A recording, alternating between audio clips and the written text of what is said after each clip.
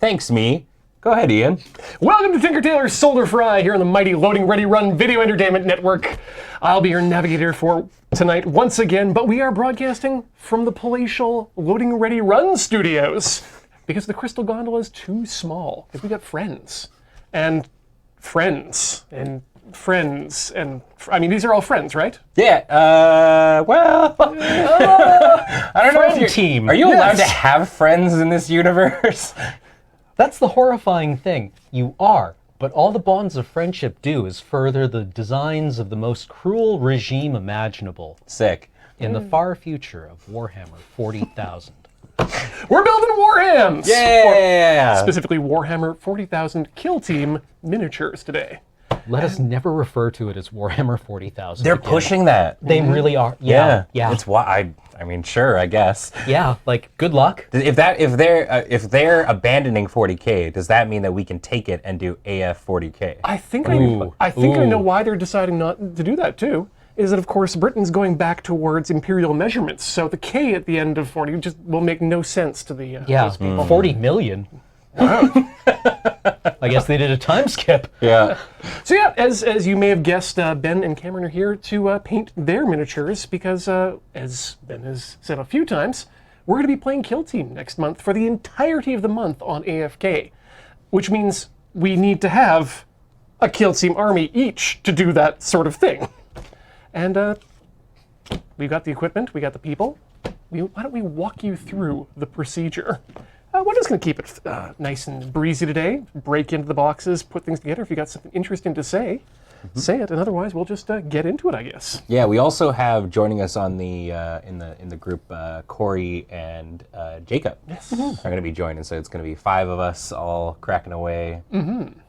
Unfortunately, the table was A, not quite big enough for everyone, and B, Jacob is elsewhere, and Corey doesn't have the army just yet, but apparently they've shipped. Oh, Yes. that's awesome. That's really exciting. The miniatures I ordered showed up on Monday. Yeah. So given this actually matters, what are we all putting together today?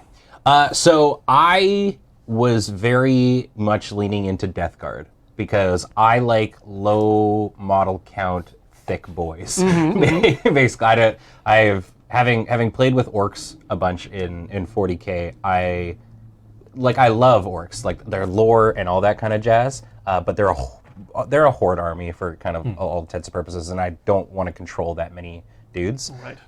So I was going to do Death Guard, and then I went to Games Workshop today just to kind of poke around for some stuff, and the seller kind of looked at me and was like, "So I hear you like thick boys. What if I could give you the ultimate thick boys?" So instead of doing Death Guard, I'm actually going to be playing Custodes. For 40K. Yeah, it's you and Superman. Yeah, exactly. Henry Cavill plays Custodes. Yes, so I'm gonna be playing the thick guys, and what's really interesting about them is I only need 4 of these guys if that's the route that I want to go, and I could just have 4 guys. Part of me kind of wants to also pick up, because you can also have a contingent of Sisters of Silence with them, and you can do like 2 and 5 of them, which could be really, really cool. But for now, I'm just gonna make some really big lads. I love those models. Those are such a shout out to like 1990s Games Workshop, John Blanchard. Sorry, Cam, is your mic muted or something? Oh no, it turned off. It turned off. Uh-oh. How dare. Oh, low battery. Battery out? Fun. We were lied to. Oh, well. Ian, hey, what are you playing? That's a good question, Ben. Sharp-eyed viewers may recognize from my Twitter feed that I whoopsed into a Tau army. We're looking at the Pathfinder team, and I'm very excited to play with these tiny, definitely not robots. I didn't find that out until later. But Wait, you thought there wasn't a guy inside the suit? I didn't know. I am absolutely the Warham baby of this group. Oh, yeah, no, Tower, very small dudes. And extremely blue, too, I'm learning. Yeah. Which is good. But hoofed, which I guess makes them edible. Anyway, I thought this wouldn't be enough, so I decided to augment with that, though that has not yet been put on Twitter yet, because I want to make little mech boys. The moment when we were deciding factions, and you were like, I'm dibsing Tau. I'm like, I kind of figured. Yeah. You are the target Honestly. demographic. Yeah, Yeah. I think so. I remember when Those suits don't look that stealthy, I gotta say. Do they turn invisible? they do. Yes. Thematic in the power of your mind. Being invisible is the ultimate stealth. Yeah, like people do paint them up with like kind of like shimmering colors, or sometimes they'll have like a blue line going across them, and then below that line they will be painted the same color as the base. Oh. And then above that they will have like regular armor As cover. a stealth. Yeah. Okay, that's Oh, interesting. I like that. Yeah. It's a lot of fun. People have a lot of fun with them. I'm going to think about that for future. What are you doing, Cam? I am playing Traitor Guard, and I mentioned this on my home stream, and people were like, "Oh, they're actually bringing out a proper Traitor Guard list for Kill Team called the Blooded," and they came out on Saturday, and I've ordered them, and they're on the way. But in the interim, I have the old Blackstone Fortress Traitor Guard. That's really sick. Yeah, so I'm going to be building up, a few of these guys, and I also got the Beastmen, because Beastmen in 40k are all like really old school 90s kind of like Rogue Trader era stuff, and I want to use them because it makes me feel like I didn't waste my youth.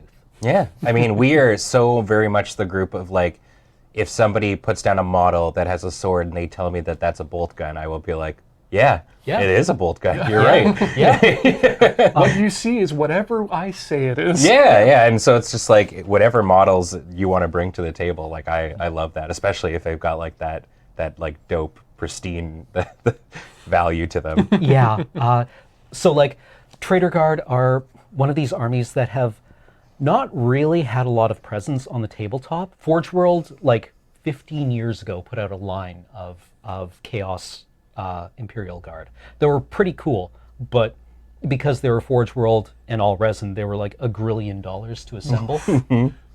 And Traitor Guard are what the Imperium spends like 90% of its time fighting.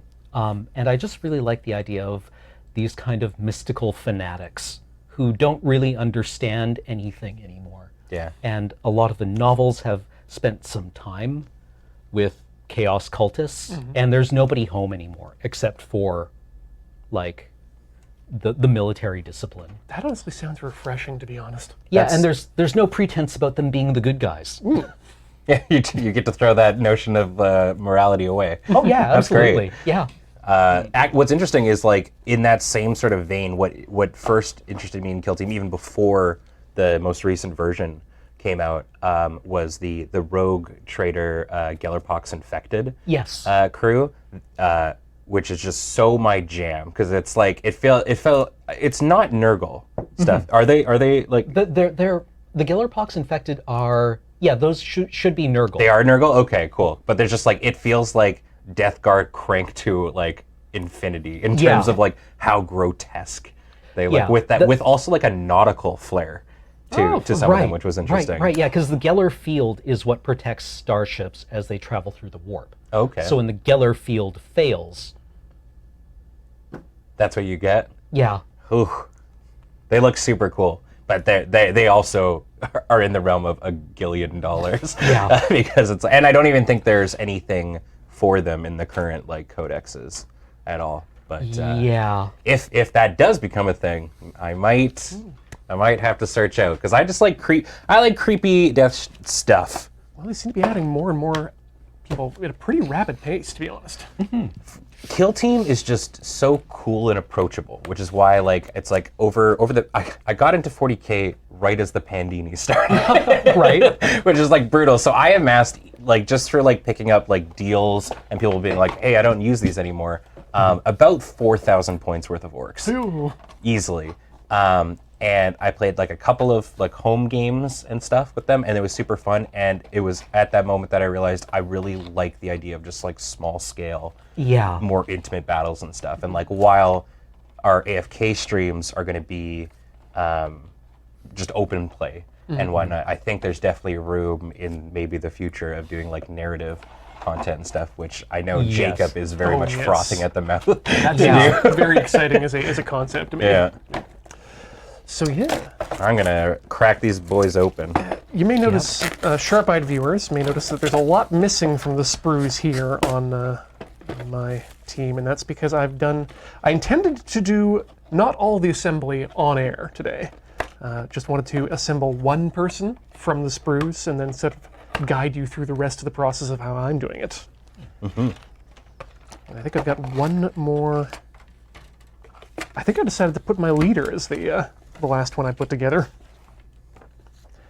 Would I be okay? This is super embarrassing because I am like a super old salt at building models. I've been building model planes since I was 5 years old, and have never really I've taken breaks, but I still do it every once in a while. I forgot my side cutters and basically everything. I have my paints, but If you need some side cutters, I'll gladly loan you those. okay, thank you. I think my game plan, because I think I brought my liquid cement and discovered that it is liquid dead. So we're all sharing one vial of liquid It's cement cemented? today. Yeah. Which helps because I think you're making the one and then you're looking at maybe painting today too. Yes, yeah. So we've got the completely unadorned sprues of dudes. I brought in one gentleman who is fully primed and ready to go, and then the rest of the crew in their let's just bring them out there, in their white base. Ooh, I like those guys. So these ones are basically ready for brush at this point, I think. I've been fighting with my airbrush at home because I managed to knock the end of the needle in a cleaning. And I just got the jeweler's lube up to it yesterday and discovered, oh yeah, I didn't get it quite straightened and it wasn't pulling back cleanly. Yeah. So hopefully we'll have that, we've got that fixed. Otherwise it's off to the internet to find another place that does badger needles. Also, if anyone knows any places in Victoria that sells badger airbrush accessories, let me know. Shaver Shop doesn't? No, they're all Iwata. Or any open-minded pet stores that have badgers. Those stealth guys look like a high-tech Big Daddy from BioShock. A little bit. Yeah, I think they're just really more than anything else, kind of an oversuit over the head, more than anything else in a backpack, and then just big thick thighs to hold it up. They save lives. Thick thighs and lives. The right lives. I think my game plan. So what I ended up doing, because ostensibly my list is not very long, was kind of figure out what I wanted to do roster-wise for these, and I'm definitely thinking I'm going to be making my captain, my leader, hold a big old shield, because what makes a unkillable juggernaut man even more unkillable is a giant shield that allows you to not only have 4+ invuln save on top of your 2-up for your regular defense, but also that their parries count for 2. Well, all right then. Yeah. That's like in D&D there was the thing where you could have a small shield which gave you +1 AC, a large shield give you +2 AC, and then a tower shield which just gives you cover. It doesn't actually help your AC. It's just a wall that you carry around and put down. Well, I mean, hey, whatever works, right? Seems legit. Or you could just carry a great sword. That too. Crits 1920 does 2d6. Was it 2d6? Yeah, it was 2d6 for a 3.0 greatsword. And it was just like, this is the best weapon in the game. I mean, it's not called a so-so sword. Yeah. All right. I've got the main body parts out. And then it also got times 1.5 damage because you wielded it with 2 hands. That's wild. Dang.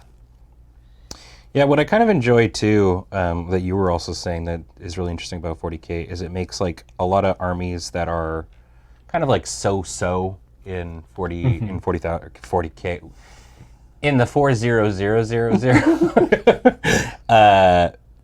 viable. Yeah. In here, I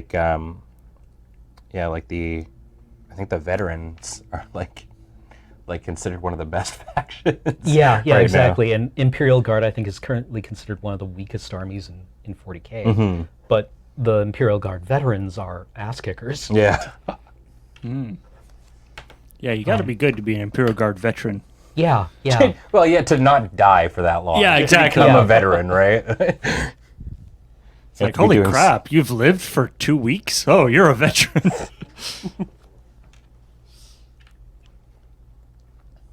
I just wanted to test fit this. Now I think it's contact welded together. Ooh.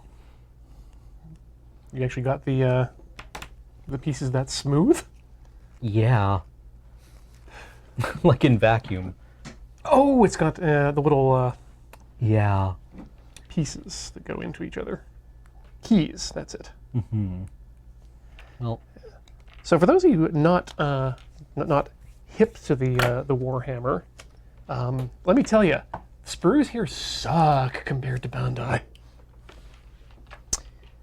Yeah, I mean, at least they're numbered. They're not pleasant plastic to cut through. And there's unlike Japanese plastic, which is folded 1 million times. and just cut so smooth. No, I recently read a blog post about people who maintain and create the injection molding blocks for Bandai. And that is a meticulous job of getting in there with tiny, tiny tools and just barely abrading or polishing the runners. Fascinating stuff. Hey, that's cheating. Mine has 58 written on it 5 times.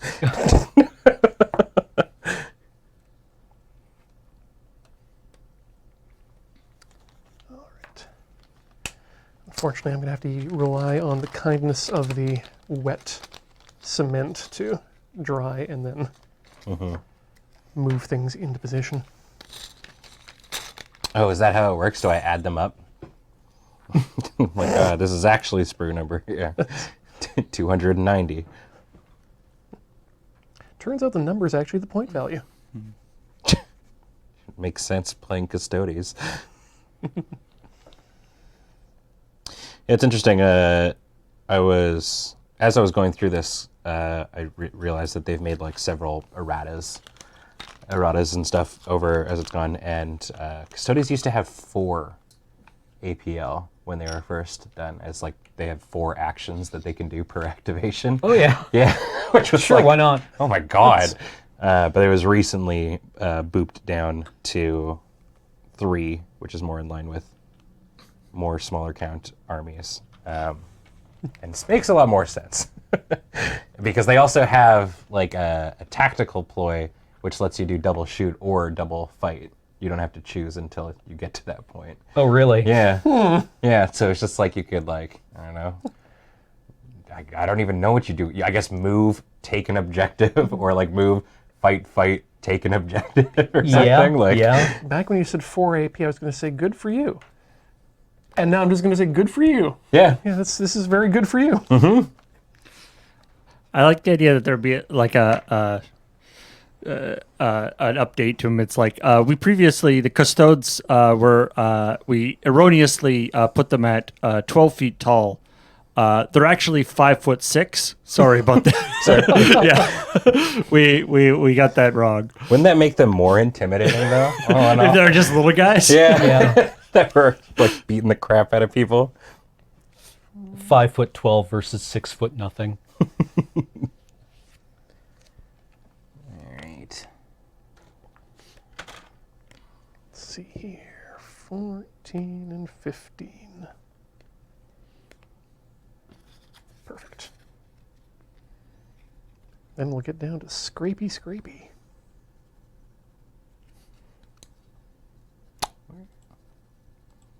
I don't believe that number exists.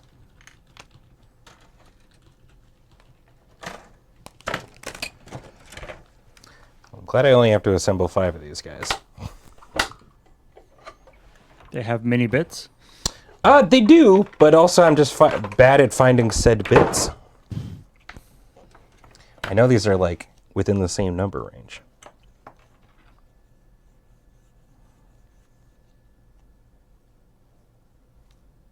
Oh, they're right beside the pieces that I was looking at earlier. Handy.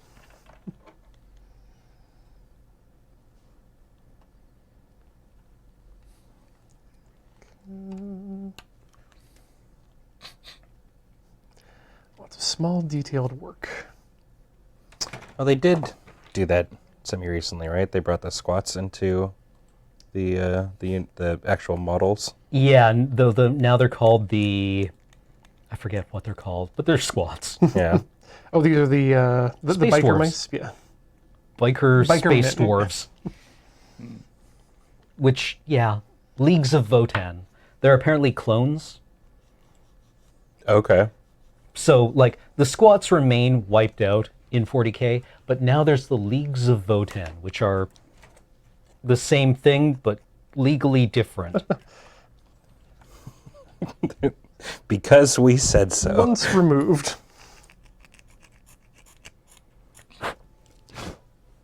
There we go. Warhammer 40K fans clasping hands with Jim Bros. Can't wait for squats. Yeah.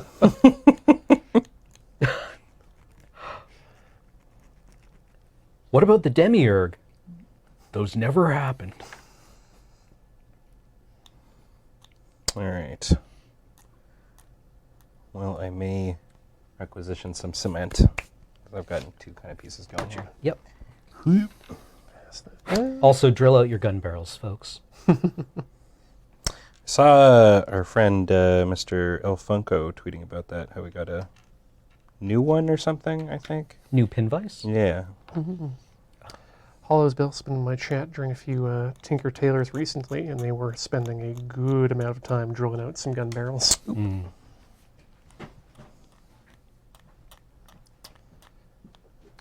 Although they were using not the same screwdriver that I use, but a very similar one that's been adapted to a pin vise. To use electrically. Nice. What do they call it? The Xiaomi Wow Stick is the name of it. Which is... I am going to go and... I was able to find one thing that wasn't in my painting box, and it was my box of replacement blades. Oh. And it's in my bag. So I'm going to be right back. All right. If you'd like to stay and, Oh, I've got... Don't worry. Okay. I also Discovered. have a lot. I feel like when it comes to this sort of stuff, you kind of got the Mary Poppins bag of tricks a little bit. Yeah. So how long have you been doing Tinker Tailor now for? God, Tinker Tailor feels like that's been on the air for 5 years now? Holy At moly. least? We started it pretty early when we moved into Delta. Yeah. Like, that was one of the big things that we were like, hey, now we've got more space in Moonbase Delta. We can do that. Let's Yeah. do non-gaming streams. Yeah. And now we've got the most space we've had for a studio size this big. And I'm glad you were able to find a tablecloth, too. Yes, yeah, we've got these fancy tables. I was like, I definitely didn't want to ruin it. Somebody's going to get angry if that Well, gets... I didn't even remember this. I'm glad because this is from the Christmas eggnog thing, which is why I believe we bought this. Because I totally forgot we had it, and I'm glad we do, because otherwise I was just going to pull one of our like black curtains that the ones that we never use, Right. and just put it over top. I think we're all responsible adults, and we shouldn't get any paint anywhere. Which means we all... Or cement on our fingers. Uh-oh. I mean, that's just acetone with a couple of stabilizers in it, so... Yeah. Oh.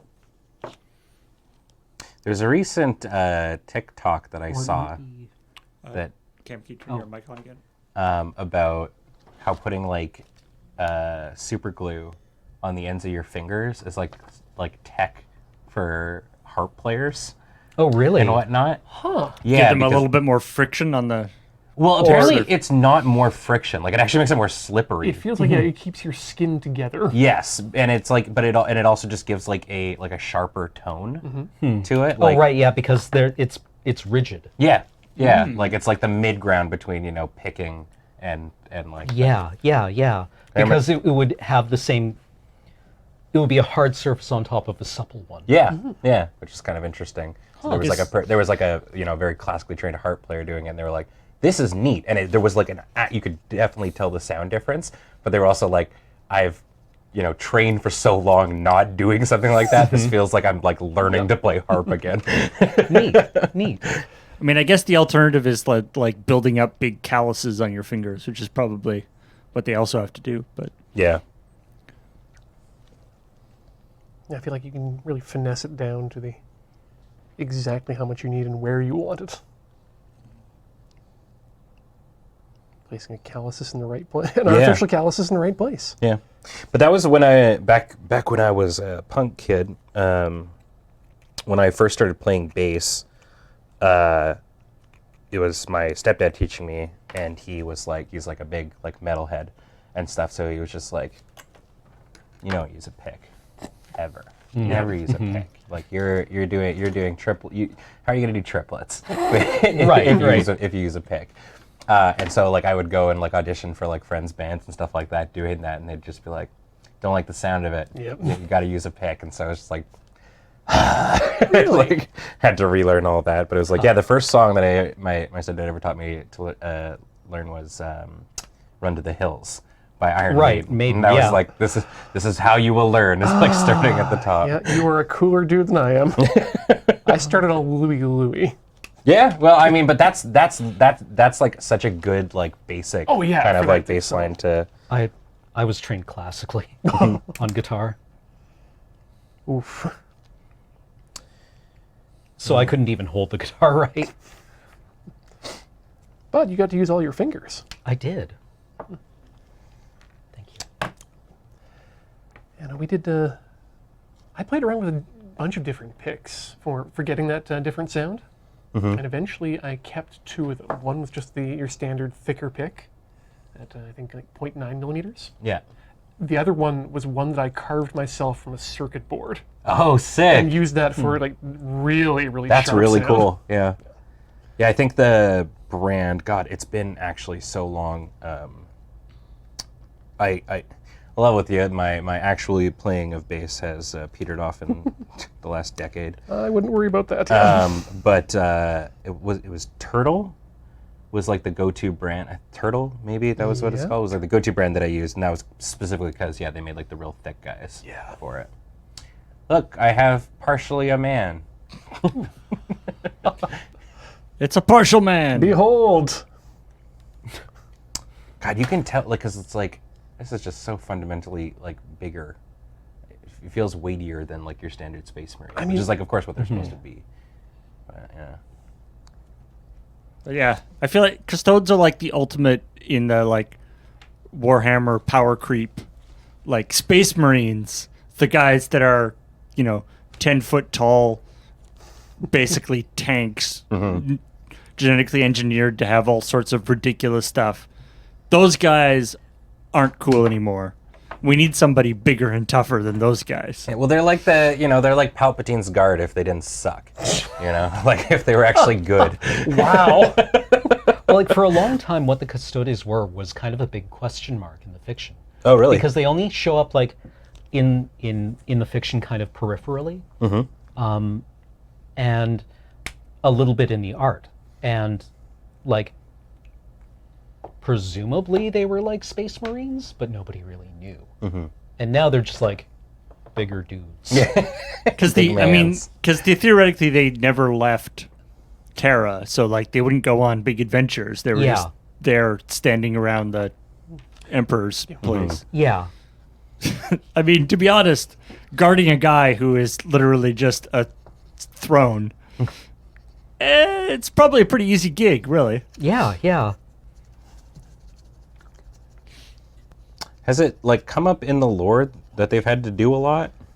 I guess since the little bit of a time skip they've done, and the maledictum, the rift, I think they've been dispatched from Earth to do specific missions. Okay. They used to leave Terra, then they got sad and stayed home for 10,000 years. Okay. All right. I mean, I know that feel. I can sympathize. Yeah, I had to leave home, and currently I'm sad. Yeah. I forgot the other arm. Only I just don't make a career out of it.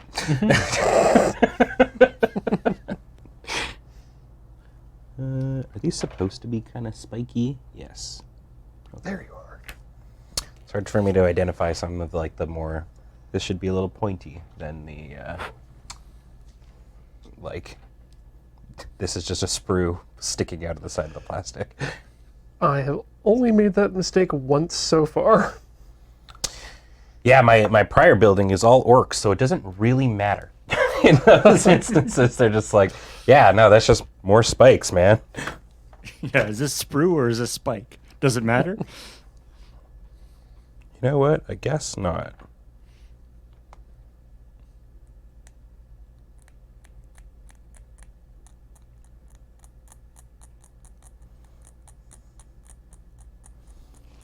How does this fit on?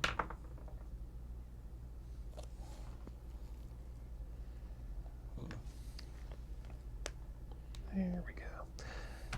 Honestly, I was not prepared for how small these things are. They're bitty. Yeah, they're bitty little guys. Can I grab the cement back, please? Mm-hmm. Thank you. Boop.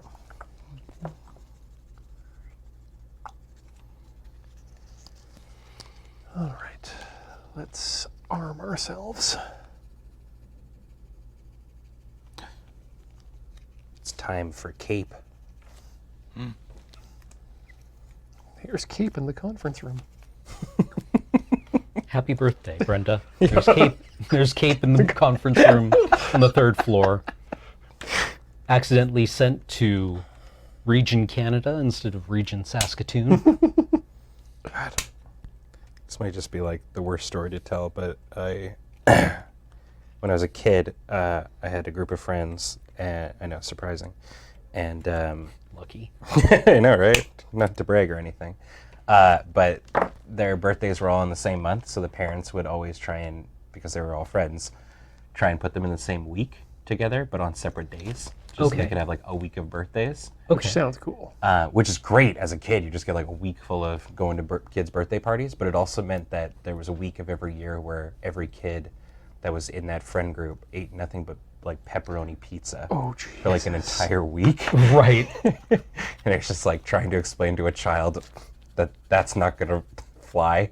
Yeah, Like, that's not normal. yeah, and it's like by the the final birthday party, like they're just handing you Tums as you it's like parting gifts. And like you're a kid and you're like I don't understand. There's pizza, but I don't want it. Yeah, There's something wrong. Yeah, there must be something wrong as a kid.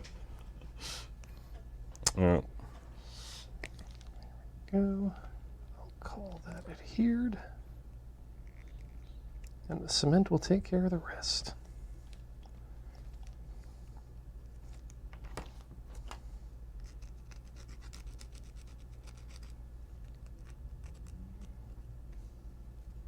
Uh-oh. Cement is not taking care of the rest. That's the one Cement. thing you're supposed to do. One job.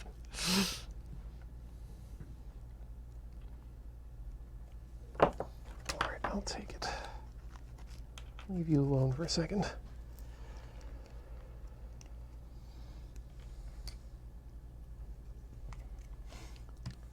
I also realized I haven't put enough greebles on my other little dudes.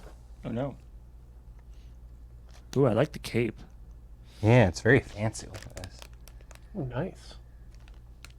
I don't know, is there like, what's the best focus we got? Like there. I can adjust it a little bit here. Oh, there we go. Look at that. Yeah, it looks quite nice. It's got like some embroidery going down the back. Very pristine cape for somebody who's supposed to be really intense in battle. Just saying. If it were me, I would just not let the opponent hit me. The 2-up save, that might just be the case. I see you both are new to the Warhammer 40k universe. Yeah. This guy looks kind of ornate.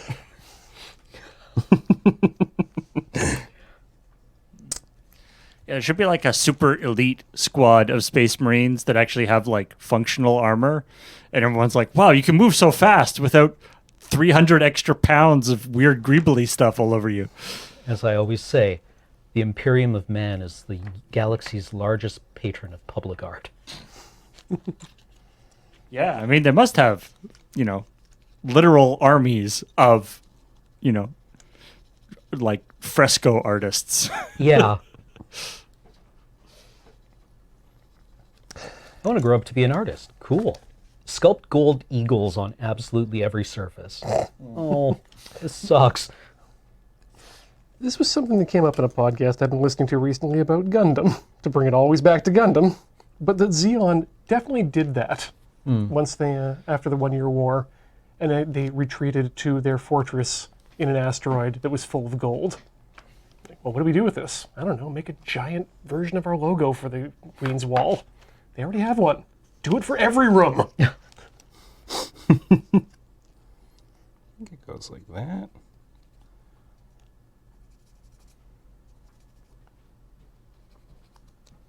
Maybe. We've replaced all of the copper in our suits with gold. Well, we still have 700,000 metric tons of gold left. I don't know. We buy another asteroid? I don't know, but we can bribe every politician. We've now made gold worthless.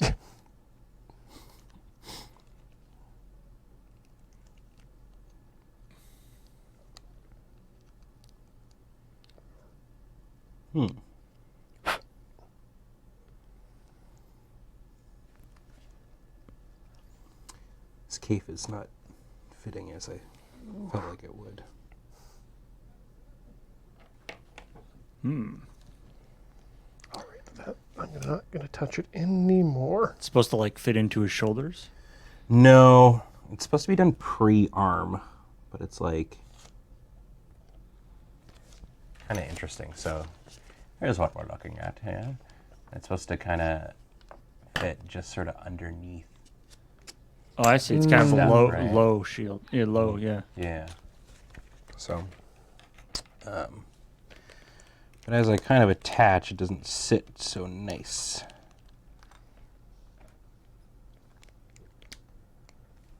think like that. That's what glue is for. Yeah, truthfully, with liquid cement, you can make anything fit anywhere. Sure. Well, let's give it a go. I mean, acetone technically is a flesh lubricant.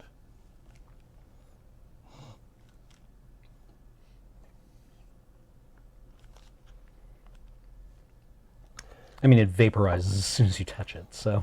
Wait, what am I thinking of then? What you don't want to get into your hands or into your skin. Well, I mean, acetone. It's still bad for you.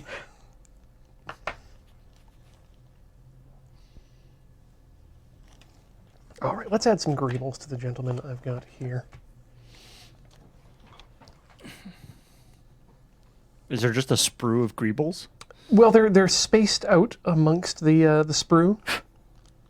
Numbers 20, 55 through 59, 60 through 69, Nice. and 20.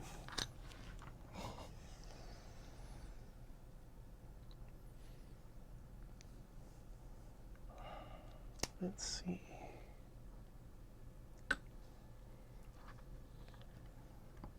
$55, $55.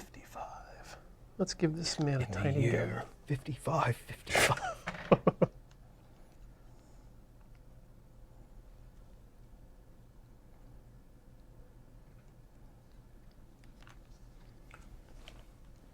And now I have to put that on the playlist at home. Do you, though?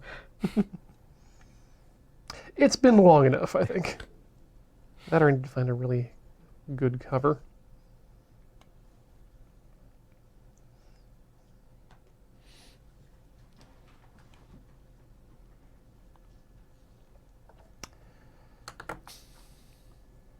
Lots of seam lines.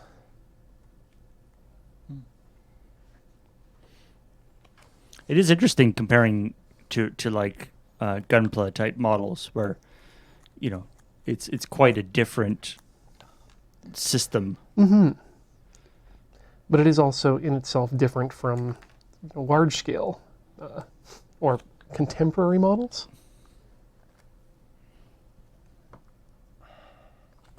And also, I guess also probably quite different from old Warhammer models. Yeah, like way back in the 90s when Warhammer had plastic models for the first time, they were usually like at-a-gun, colloquially called the at-a-gun style, where it would be a dude standing in a very rigid pose, and then there would just be a Kind of wedge a gun in there. wedge a gun against like the With like their arms at their side, so it's Yeah. all one piece. Yeah. yes. So they were standing in a plane, right? Right.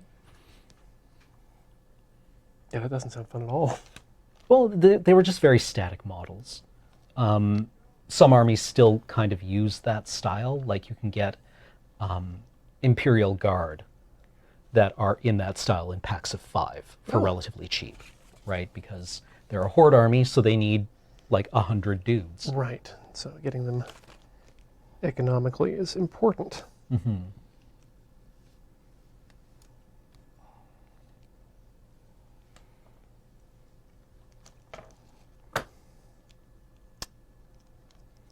Yeah, the thing of sort of how technology has advanced in terms of model making and materials and molds and 3D printing and all this kind of stuff is kind of funny because it's like the actual like cutting from the sprue and gluing them together and painting them and stuff has remained relatively the same over the years.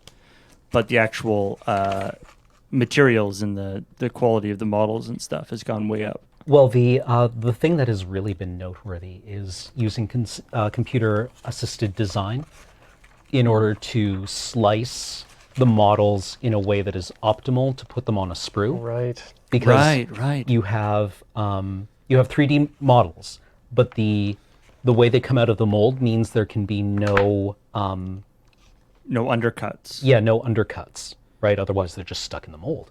So when you have a CAD program that can kind of like slice the model optimally, then you wind up with, well, like, in the same way there's like 3D, like when you do 3D printing, there's systems that are like figuring out whether there's an overhang and all the support material and how to make that work. yes. And it's just weird because you wind up with like, well, there's a guy on this sprue who is sliced basically into 3 different planes, where you've got his back, and then like the middle section of his torso and 2 arms, and then like the front of his face, and like the front of his torso, because he's kind of like throwing a grenade and twisting. That must be quite an interesting algorithm. And then you have to like tweak stuff like don't cut him in the middle of his face and stuff like that. Yeah, like it must be a lot of work, but it produces really like, I don't know. I just look at these and think a lot about like how 3-dimensional space works. Or doesn't work. I watched some videos on YouTube of people putting together really old, like super high, like really expensive old Yes, sir. Thank you. Warhammer like Citadel models that are like pewter, and they're basically unusable because they're so large and heavy that they distort themselves. like they require a huge amount of like sanding and Yes. and sawing and attaching things and filling in gaps and all this stuff. Like it's a whole, you're almost like making a whole new model. Yeah, well, like, I mean, I still use a lot of the old pewter models. Like, I like the old pewter Eldar Warlocks and the old Cadian officers in Imperial Guard. But those work fine at that scale. But when you get into things like the vehicles that were Right, made yeah, in pewter, Some of them work better than others, like the old Space Marine Dreadnought in pewter. Works. It's heavy. It breaks quite easily, but it's a functional model. The shop owner back in my hometown ordered the Space Marine pewter Thunderhawk gunship, which came in a mahogany box and cost $1,000. Good lord. And he gave it to one of his clerks at the store to assemble. And every once in a while, Chris, because like 40% of the people that I played Warhammer with in the early 2000s were named Chris, would take it out, like, you know, when he was on shift and it was quiet, and he would take it out and he would pin it and like take a single piece out and sand it down and like really lovingly work on it. And then the owner of the store decided that he wasn't interested in having it anymore and sold it to another guy who was a less diligent model maker and put it together with a power drill in an afternoon. Oh. And it was just... Well, it's Hey, it's a hobby you can put as much effort into as you want. Yeah. It was just like, bruh. We didn't have the word bruh back in the early 2000s. back in my day. Yeah, we didn't say bruh, but, you know, it was definitely a bruh.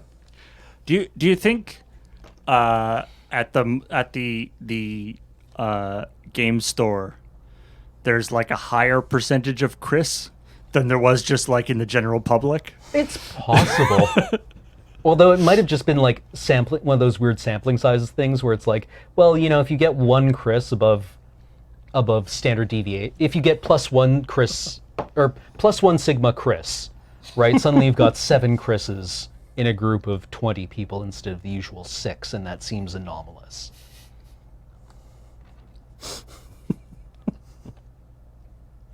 The standard Chris deviation. Yeah.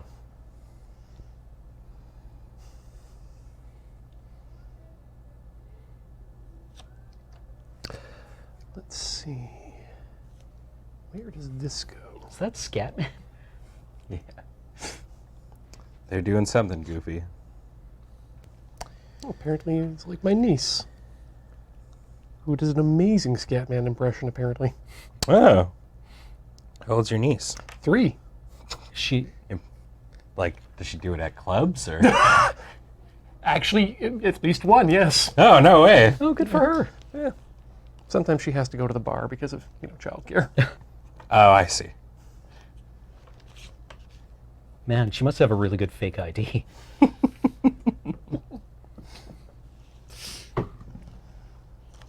Impeccable.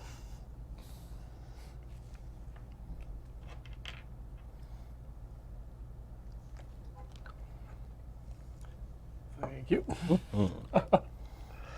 I'm enjoying this game of Pass the Pot.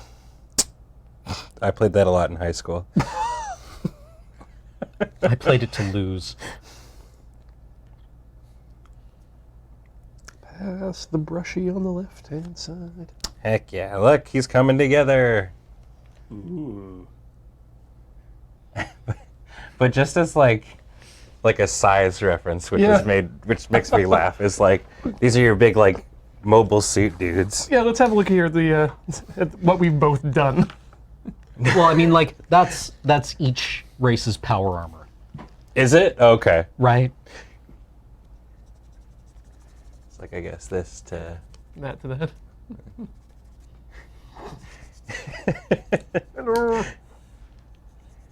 Like, the stealth suits are like, oh, what were the ones in Ghost in the Shell called? Where they have the little baby arms? Oh, the Tachikomas? No, Or not the other Tachikomas, ones? but the actual, like, military-grade power armor. Right, Where the pilot had their arms and the actual suit's power arms were kind of, like, marionetted by Right. them. Yeah, I remember that. I don't know the name of it. I like that Ben's guy looks like he's like turtled his head down inside his arm. It's just like, nope. just no head yet. That wasn't Ghost in the Shell.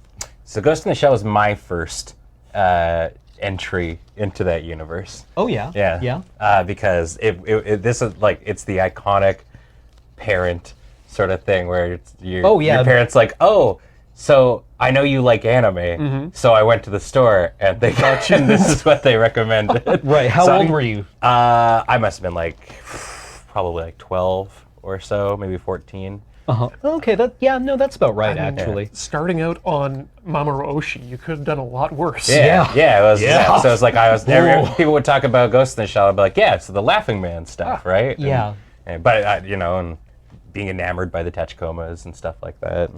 Sajuke's got you there. The MSDF Type 303. Right, yeah. Because they used one to assault in Standalone Complex. They used one to assault Section 9, didn't they? Yes. Yeah, one of the large ones. Very similar to a lot of the stuff you'll see in Machine Krieger, which I'm looking forward to the eventual animation of. And the building of the backlog kit. I love how at some point Mamoru Oshii was like, I love drawing robots. Wait, no. I love drawing naked women who are very shiny. I think you're thinking of... Oh, not Oshii, Shiro. Yes. Yeah, Shiro. Yeah. Oshii went from, I like drawing robots, to, I like drawing my dog. You know what? Good for him. Yeah. That seems like a step up. That's why he's such a main character in the second Ghost in the Shell movie. It's like sometimes, like when go to like a convention and you're like an artist alley and you sort of walk up and down different things. You like see, somebody who's a very talented artist, and you're like, you've decided what your oeuvre is going to be, haven't you? Yes. Okay, good for you. Good for you. You found a niche, and it appears to be very successful for you. I mean, you'll laugh, but a lot of artists do get their start just paying the bills by doing artist alley Oh yeah. stuff. And it's how you find your style, too. I mean, like, joking aside, like, don't furries basically underwrite some ridiculous percentage of graphic artists? Yeah. Hey, talk about that. Yeah. Yeah, or like IT. Yeah. I remember Alex saying that he did some commissions for people. He's saying it was great, like, because they were like super prepared. Right, They had very like professional they had and- like a model sheet for what their character looked like. And they had like all the specs, and they knew exactly what they wanted. That sounds like the dream, honestly. Yep. Yeah, I mean, one of my favorite things about following Amy, the Amazonian, on Twitter is that she frequently posts like photos of her going to like her local furry parties. Oh, yeah. And stuff like that. And I don't know if she is personally, but it's just a good batch of folks. And they throw great parties. Prepared to believe it. Right,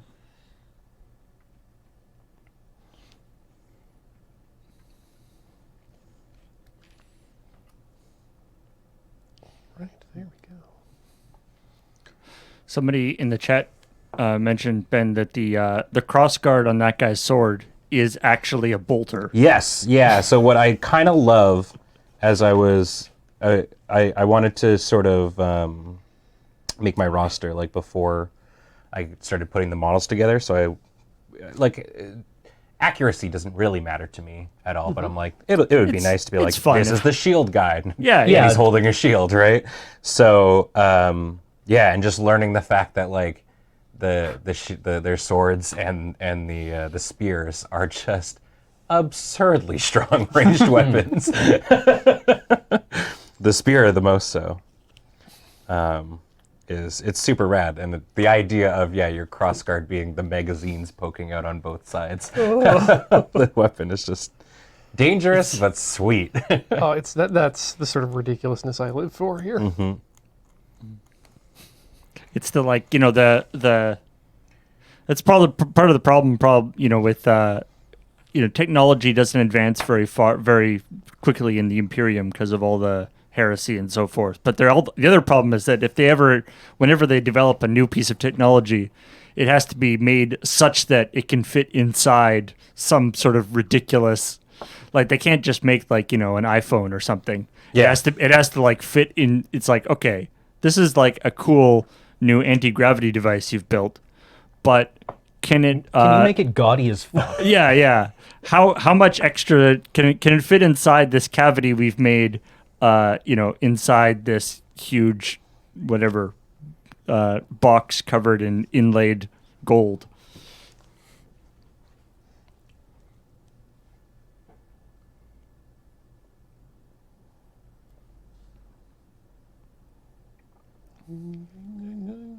Yeah. Can it fit inside a human skull?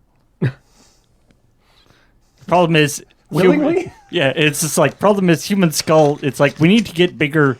Can we get bigger people so we can have bigger skulls so we have a little more room to work with? And now you know where the heroic scale comes from. Right? Like, these aren't stylized. This is actually how big the Imperium has bred its people so that servo skulls can have 5% more internal volume. Can this fit inside of a human skull is just another way of saying, can you fit your fist in your mouth? Can I fit my fist in your mouth? I'd say let's good. find out, but we're saving that for next month. Yeah.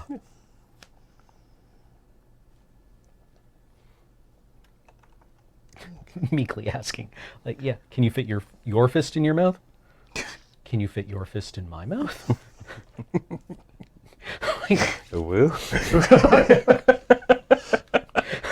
Just kidding. Unless. What if you put your fist in my mouth on the AFK on the Studio C live set? I can't believe that Kathleen kept it in the edit, but there's a for the latest video for the Baldur's Gate video that just went out prior to this. There's a moment where, like, I think up to that point I had scried to the bottom like 5 times. And I was just like, I'm all about the bottom. and then and it cuts to the close camera with me looking at it and going like pump like several times with my eyebrows, and I was like, this is like an official WotC video. yeah. Well, was like, no notes. Sick. Got away with it, I guess. Got away with it. Got paid for that one. Mm-hmm. Actually, speaking of getting paid, Oh, yes. It's that time, isn't it? Oh, Yeah. are you passing around the payday? paychecks? Thank God. No, friends, I'm so hungry. unfortunately, before that, we're going to have to cut to a short commercial break. So don't go away, folks. More Tinker Tailor Solder Fry in just a few.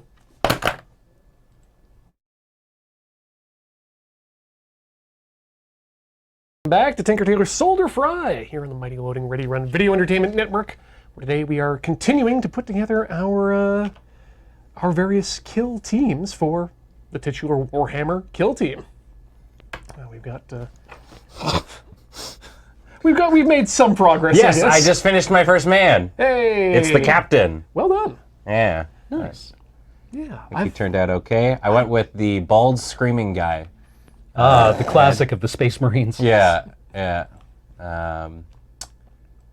It's good looking model, honestly. So he's got the Sentinel sword and shield, which is what I wanted my leader to have, which gives him, from my understanding, stat block wise, a whopping 19 wounds, with 2 up save, 4+4 invulnerable, and his parries count as 2 parries. that sounds like a lot.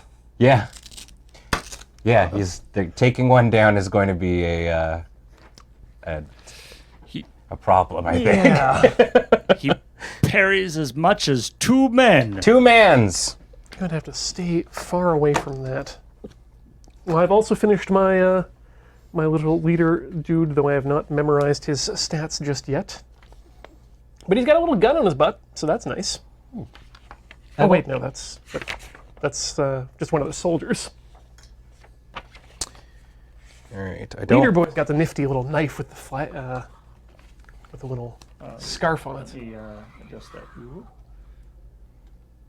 There he is. Hey, He's gonna be fun. Oh yeah, I like that. Get some stuff on it. that looks really cool.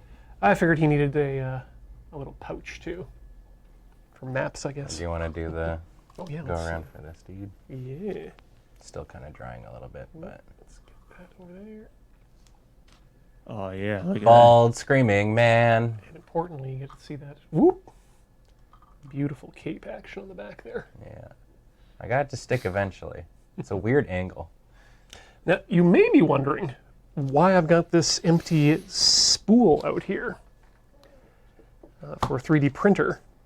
And that's because I used up all the spool, all the filament. It's gone. I used it up making bits to attach to it because we need terrain. And what better way to make terrain than to steal it from the internet and make it real. Let's get some parts out here. As a gay, I love crimes. And it was, in fact, licensed under a Creative Commons license. The good folks on Shapeways. Not terrible. It looks so good. Oh, it's going to be good. We got these here too, but those will be for a couple other pieces.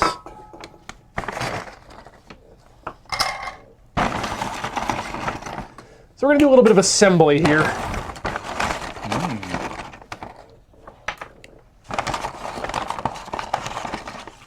There are more pieces in here than I realized.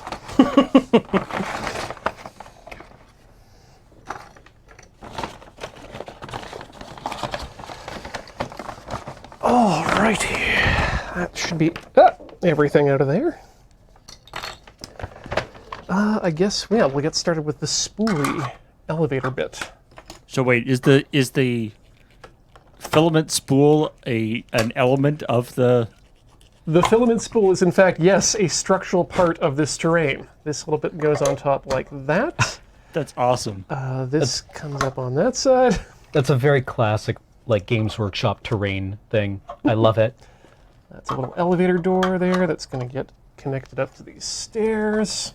And then each side gets one of those. So I love the idea that the 3D print was this. It's like this print is designed to first use up all the filament you have on the spool, and then use the spool. So the problem was it was designed for a slightly different sized spool than what I have.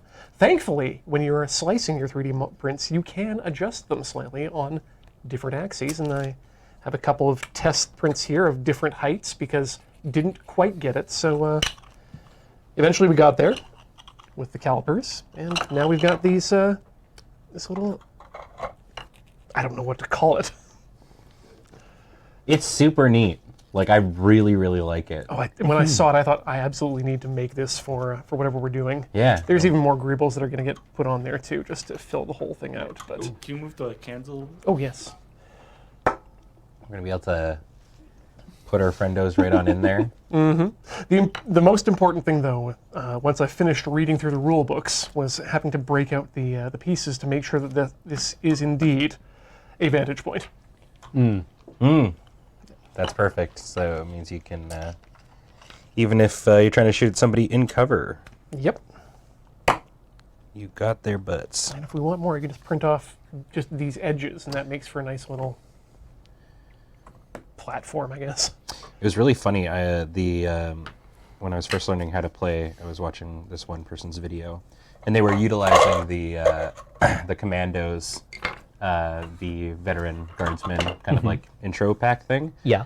And when they were explaining the fight phase, they had the veteran guardsman clobberizing like an orc in melee combat, and then they had an orc sniper Yeah. taking out a veteran guardsman, and it was just like, I feel like those roles are like traditionally supposed to be reversed, but he's got a chainsword. I mean, Yeah, I mean, does the job. It's a goblin. He's got a chainsword. Bang bang.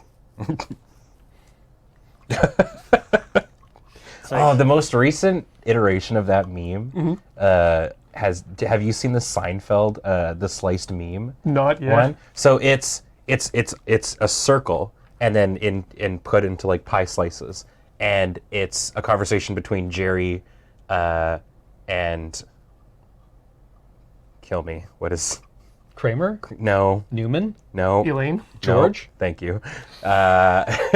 And there it is right there. Yeah. It's wherever you start on it, it still makes sense.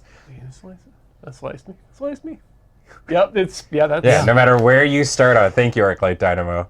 Yeah, and So- that's like my favorite of with the monkey meme where you can start at any like panel. My favorite Yeah. of the, You, with the what you monkey discovered meme. here is just the Seinfeld script generator. Yes, yeah, exactly. Okay. I think we want to do it like this.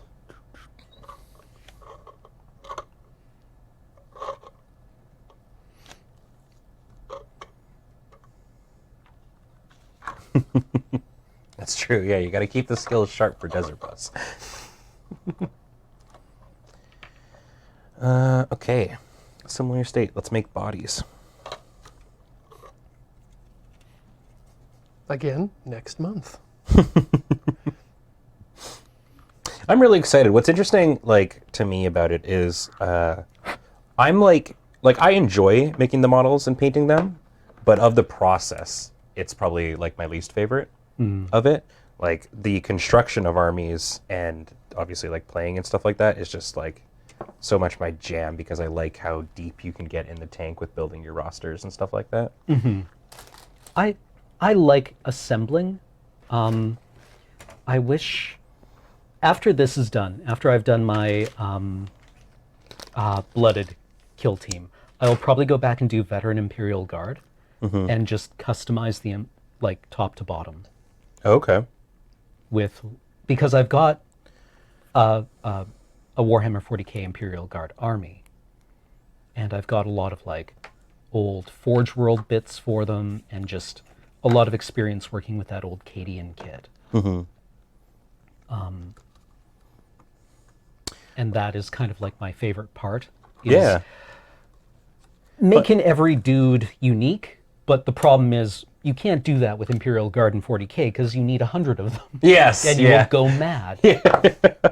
I think that's another thing that just really really appeals to me for kill team is lower in model counts. You can, and especially because of that narrative play, you can really give those little fun touches and stuff like that to your models. Spend a bit more time giving it.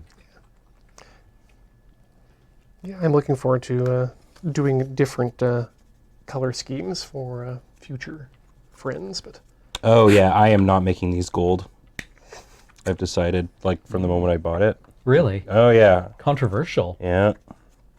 Do you know what you're gonna do? No, one thought that I kind of had in my head was kind of like a similar sort of scheme, coloring scheme to the, not really like Death Guard, but like I want them to kind of look like big Death Knights from World of Warcraft. Okay. No, in a that's way, fair. and like super spooky and stuff like that. Like kind of a black armor. Yeah, like or like a like it's been sort of like steel, like that's like frozen and stuff like that. Which obviously is very sacrilegious lore-wise, I assume. I mean, I assume. Yeah. Because everything is. I think the term you're looking for here is No, it don't with say me. it.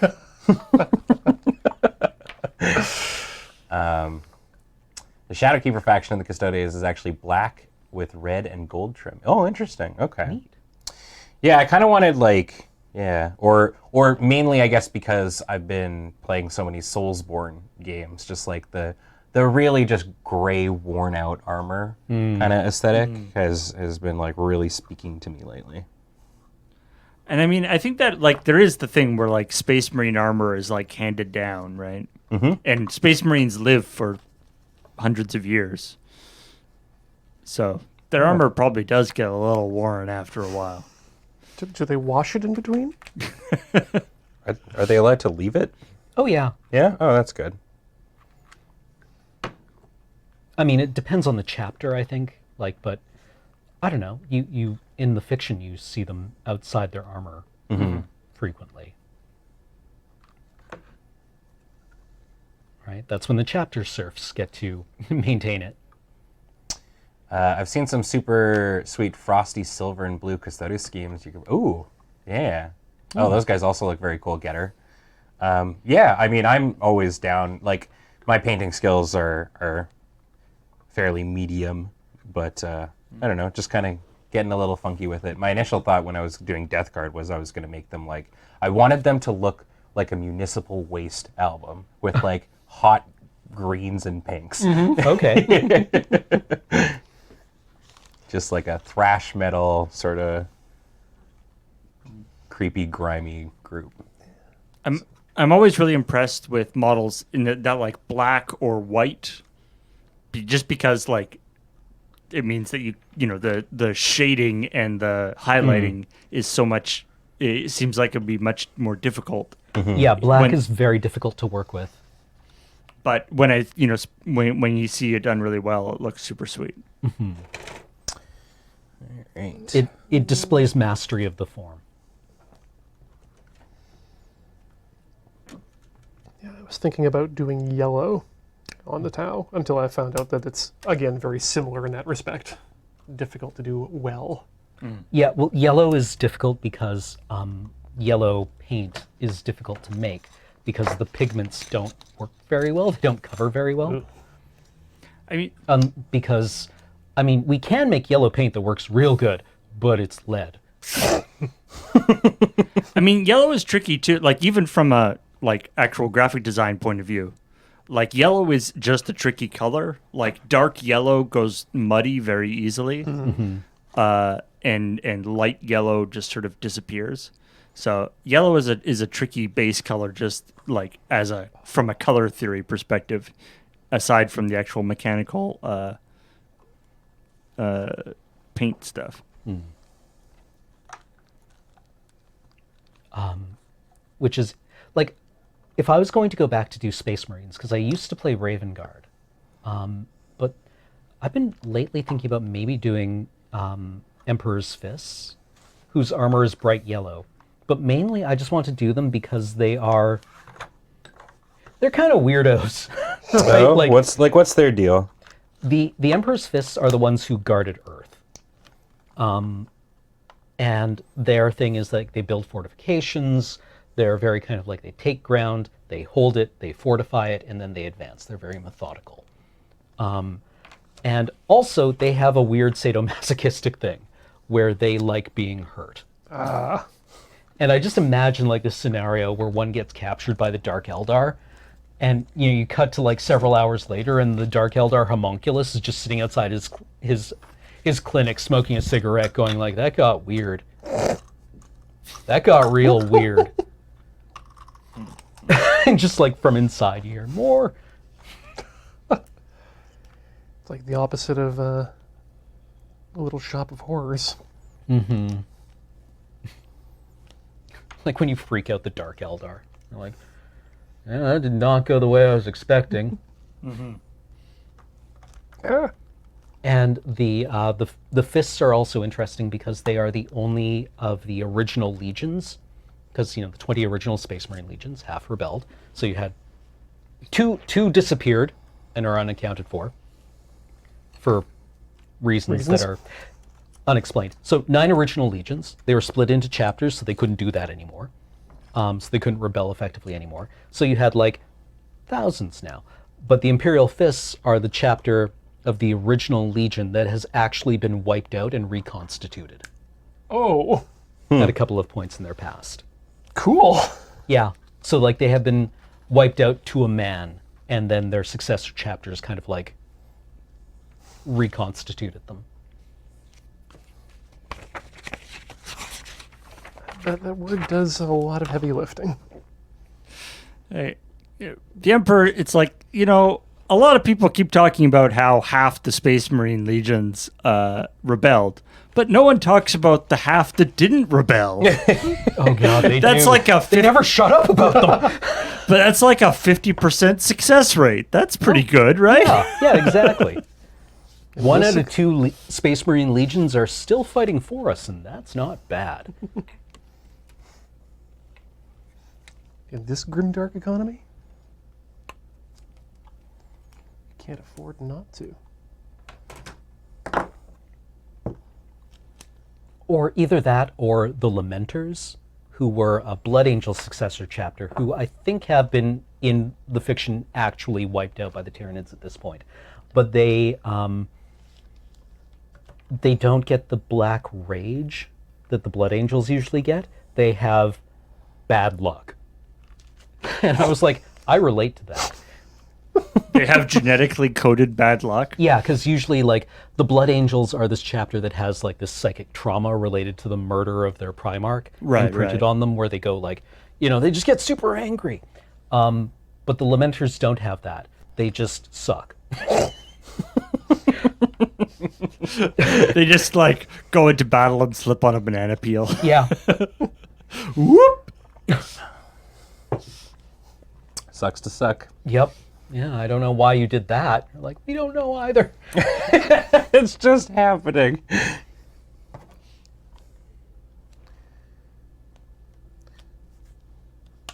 Do they like since that have sort of like things sort of imprinted into them, like what's the word I'm looking for? Like reactivating like phrases or whatever that they could say to like stop them from rebelling or anything like that? Oh, fail-safes. Like it works for a little, like the Blood Angels chaplains are usually given custody of the Marines that are starting to go. Okay. And they form them into special squads of like basically berserkers. But they, they work on it. They try to keep them from doing that. Because, a Marine is kind of a lot of infrastructure to lose like that. I imagine, yeah, you put a little bit of money in it. and you see where it's Maybe going. they have like meetings and Yeah. But, Group they therapy. eventually kind of wind up living in this state where they're constantly reliving the death of their Primarch. Great. Yeah. And then they paint their armor black, and then they put them in a vehicle, and they drive that vehicle towards the enemy lines, and then they Tokyo drift race and fling them out the back, which was an actual tactic in 2nd edition. to like whip around the back. Okay. and just shoot That people. sounds fun. Space Marine chaplains had what was called a conversion field, which was a 4+ invulnerable save. And in 2nd edition, everything had special rules. So a conversion field worked by taking the kinetic impact or the laser impact of whatever it was and converting it into light. So these were carried by religious characters because, they would get hit and, there would be sparks and flashes of light. That had rules where it would actually like blind things. Cool. So what you would do is you would take a Space Marine chaplain, put them in a Rhino, which was their APC, drive the Rhino at fast speed, and fling the chaplain out of it. Which would make the chaplain take a bunch of very Yes. high strength hits. And the higher the strength hit, the larger the AoE from the conversion field. So turn 1 would just be like Tokyo drift racing, flinging a chaplain out of the back of a Rhino into the middle of an enemy army, blinding the entire thing. And you want them out of the back of a truck because that way they tumble a lot rather than just Yeah. dropping them straight down and they just Yeah, run. exactly. I wonder. It was, at it what- was the worst game that has ever been made by anyone ever. I played a handful of games of 2nd edition and I was like, I've spent $1,500 on this game. And I have to lie to myself that I'm having fun. The meta. Like at what point? At what point in that process does the chaplain realize what the plan is? Call that the Magic Arena experience. Yeah, it's like, I'm a walking sunk cost fallacy. Yeah. Well, I've been playing for so long. Yeah. All right, This folks. is the here best we game go. that's anyone has ever made. There we go. Top down, Looking good. front on. You can maybe see the. There we go. Ooh. Get a little contrast in there. Hey, there we go. It also feels like something that would be in like a model shot from Star Wars. Yeah, I get this. Probably would be a good Legion piece of terrain as well. I realize. Okay, now to prime this and then dry brush it with some metal, I guess. The good old tin bits, dry brush with bolt gun metal.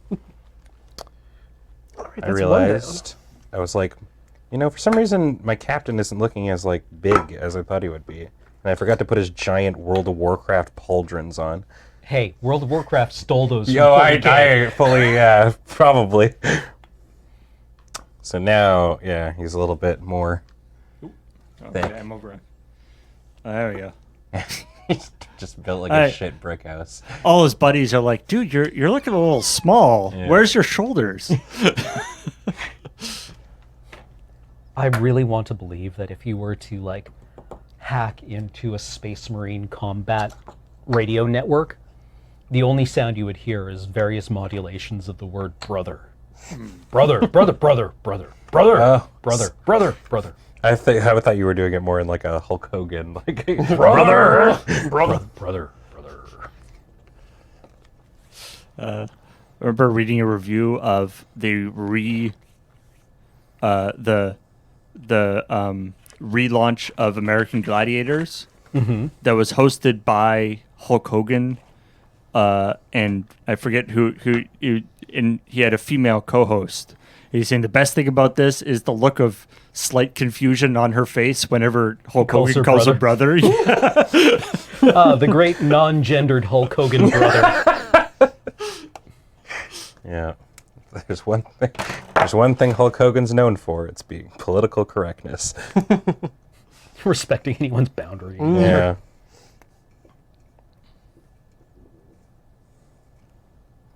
These came together surprisingly well. I fell down the weirdest TikTok hole last night where I just spent like an hour watching Senator Stephen Armstrong memes from Metal Gear.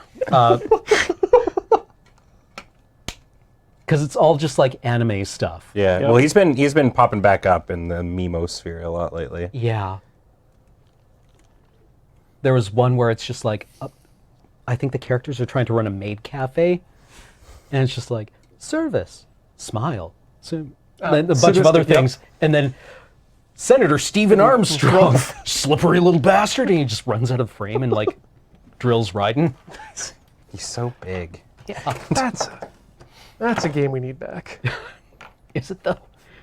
Oh yeah, more Revengeance, please. Rising Revengeance. That's a game series that I've never gotten into. Metal Gear Not Tony? out of like disinterest or anything. It just Is the Metal Gear series? yeah. And I'm just like, in my head, I'm like, yeah, well, I've just been playing I've got too many video games on my plate right now, and then I'll wake up the next day and be like, well, time to replay the Kingdom Hearts series because there's just nothing else worth of narrative that I want to dive into. Kingdom Hearts. Yeah. I would very much like to just watch the Metal Gear movies. Which you could do. There's like a cinema mode on them, and you just watch all the cutscenes. Oh, maybe I will then. In sort of, I mean, they actually there's a lot of similarities with the Kingdom Hearts series. Really, the like, Are they not actually that complicated? well, the like massively long, people explaining things to each other and silly names and. The real surprise is when Goofy shows up as part of the Diamond Yeah. Dogs. Gosh. An MI-24 Hind. What are we going to do, Snake?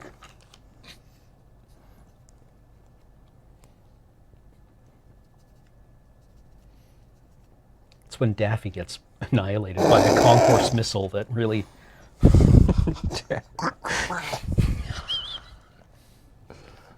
Where is your hand, sir? Oh, yeah. These don't do anything other than just sit there, but they're going to look good doing it. Did I grab the wrong spear? Those are like tanker, fuel tanks or something? Yeah. It's got some sort of a safe door on one side of it, and the other one's going to have fan blades. You gotta have the giant slow-moving fan. Well, yeah. that are backlit. Yeah. Oh, don't tell me I have to put LEDs inside these Yes, you cans. do. Okay, well, there we go. I will always tell the story about the guy who was building an Imperial Guard Valkyrie, which is like their helicopter gunship. Well, it's the dropship from Aliens, and had wired it for sound. He had a little MP3 player in it and a speaker. Cool. And he naturally had Ride of the Valkyries and the song from Predator, Long Tall Sally, playing on it, and it was soliciting ideas for other songs that people that should play, and like a lot of people suggested various metal songs. And I said, "It's Raining Men." Yep. That's perfect. It has to have. It is dropping off Imperial Guard stormtroopers. It needs to have "It's Raining Men." Oh, that would strike fear. It's raining. Hallelujah. God, if you could just hear the opening chords coming over the horizon. and there's just like a group of Tyranids are just like looking up in fear. Or with mouths open. Right, just being like, ah. Mouths wide open. Yeah, depending on how big you are. Yeah. Lictors Yeah, it's like baby lictors birds. just sort of look up, yeah. Peeping hungrily.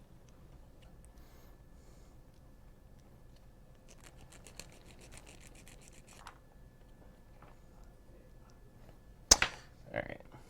I was lied to by the sprues. But that's okay, I have fixed it.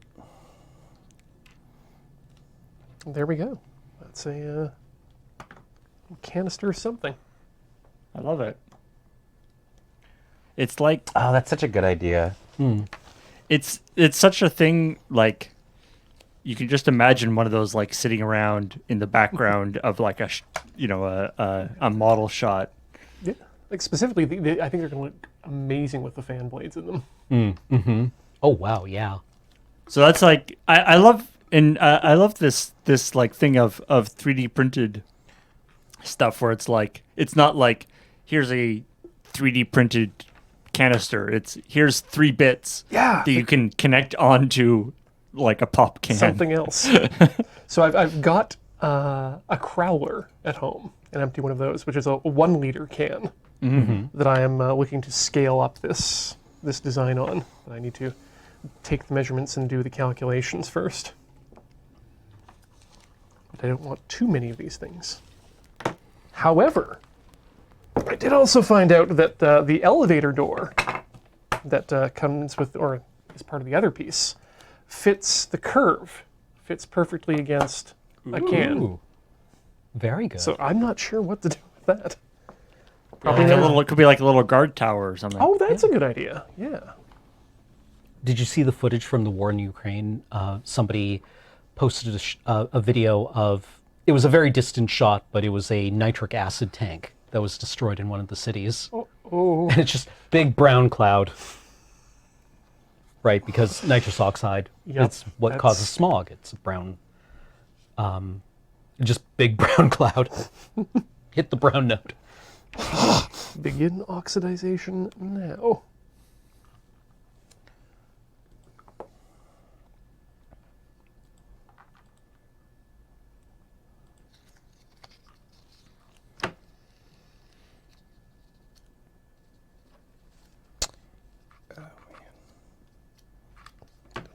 How much hot glue we need, but let's hope that's enough.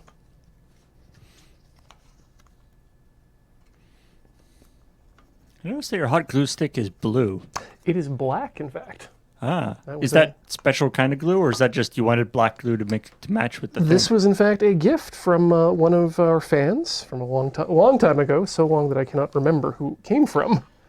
But they'd heard I was interested in getting some black hot glue, specifically so you could hide the hot glue aspect of it. That's great. Yeah, and this is the first time I've had the opportunity to use it. I didn't I didn't think about it's like right. Of course, you could easily color the sticks of glue. Trend box.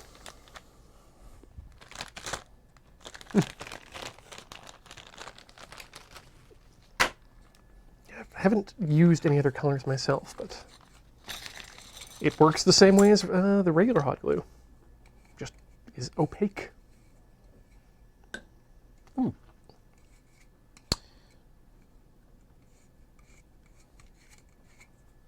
But we'll go back to the super glue for the little wee bits.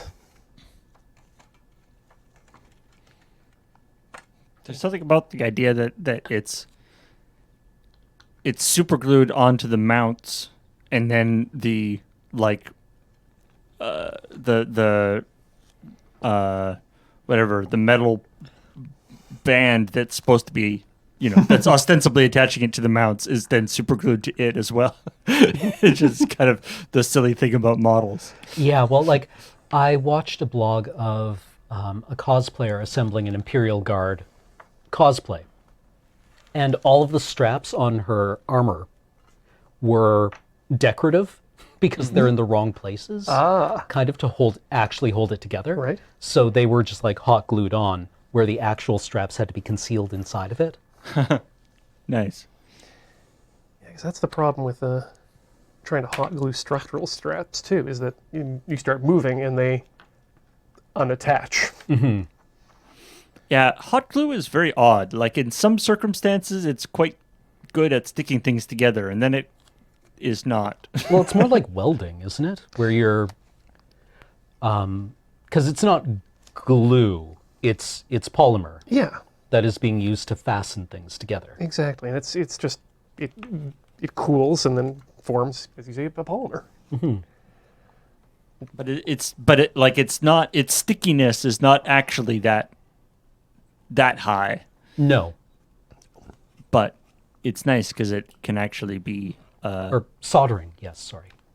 Yeah, I guess it is a lot like soldering in that respect.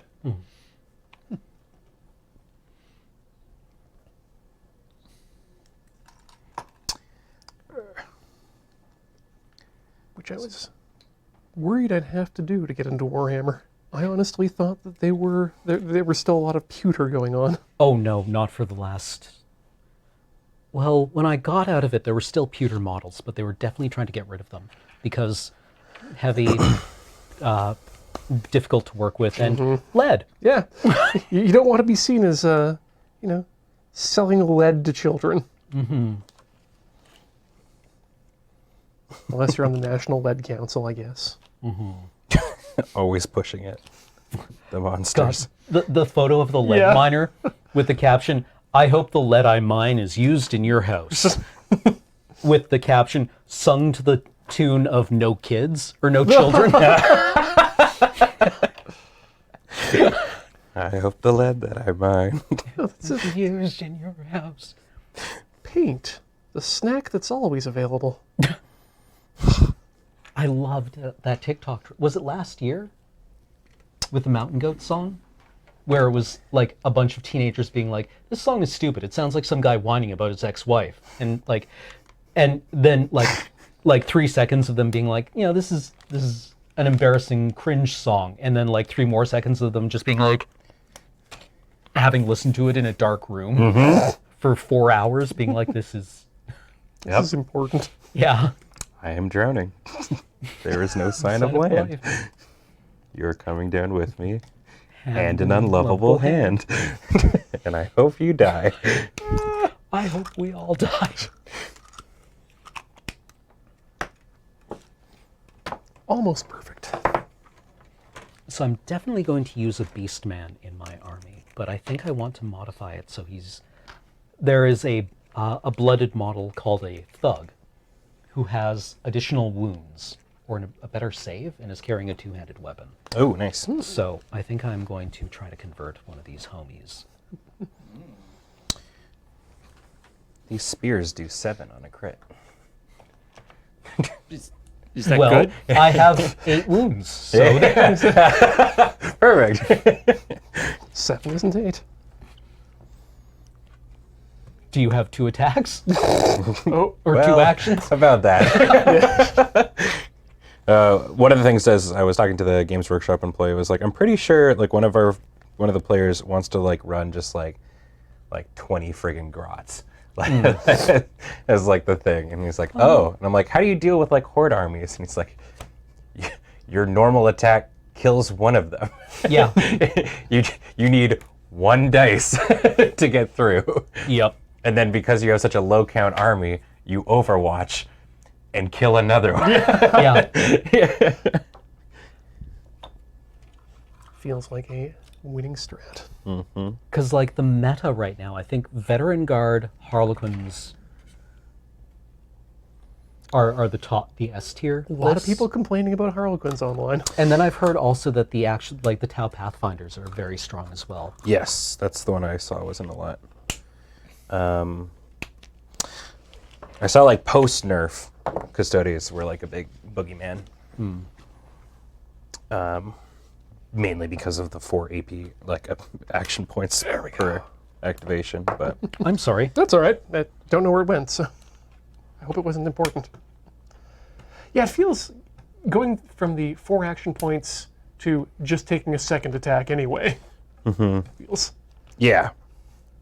Well, and then they had another one that was like, it was a tactical ploy that was either at the beginning or the end of the firefight phase. You just got to do a free fight or Overwatch. Oh, okay. Yeah. Sure, why not? Right. So they nerfed that to be only at the end, Okay. Oh, good. and it's still, I think it costs you 1 CP to do. So Okay. It's not completely free. no.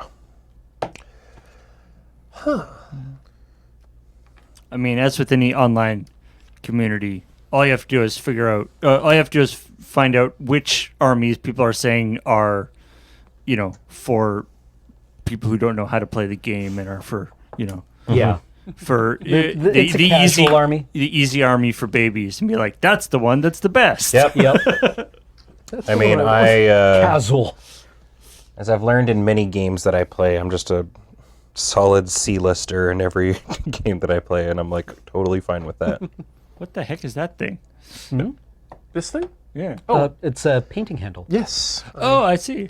I found a model online for that and managed to wedge some rubber bands in there. It works. It seems to work fine. Yeah. Oh, see, neat. It was you- rubber bands.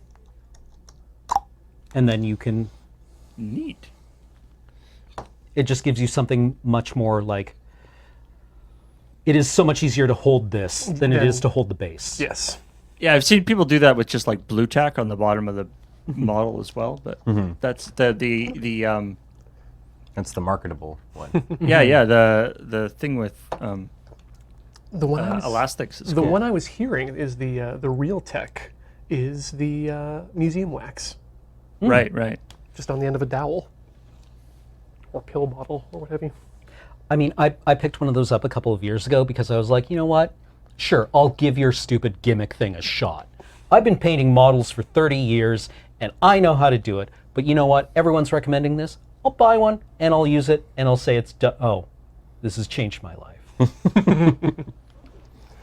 Yeah, I ended up picking up one as well, the one with like the little arms. After having you and Jacob rant to me about specifically how good they are for grip, I thought, well, you know what?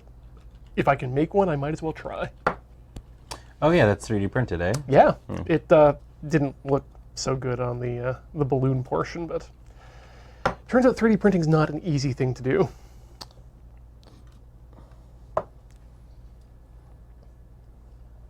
Let's see. Do I want to add more greebles? Actually, I think what I do want to do is tell you folks at home that it's time to get up, stretch your legs, swap your fluids, Oh and my do what gosh. you need to do, because it's time for us to take a second little break here. I've only built 2 models. Don't go all the way away. All right, back in a sec.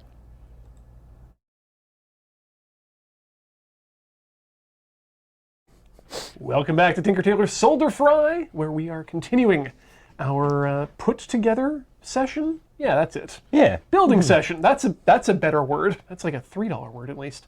Of our Warhammer 40,000 figurines in preparation of next month's month of Warhammer. Yeah, our AF 40K. Yeah. Le jour de, Le jambon de guerre. I've almost constructed 50% of my army. Well done. Yeah. So have I. I think I'm fully assembled at this point and hoping, actually I'm raring to get home and get the brush out so I can lay some color down on this this guy that I've just primed and then added the gun to. Big spear. It's like, is that a spear or like a big bayonet? What? Yes. It also shoot. There's a little, you can kind of see there's like a little barrel Ah, at the top of the gun. It's like, guys, look what I invented. I made both a spear and a gun worse. that's why Bungie patched it. How is Destiny these days? Better than it's ever been. Yeah, that's Yeah. awesome. It's a good game. Yeah, it's one of those ones where I'm like, I don't know if I can fit another MMO. No, yeah, into it my will life. take up a lot of your time. It is a lot. Yeah. Yeah. But it's kind of like best-in-class gunplay. The lore just kicks ass.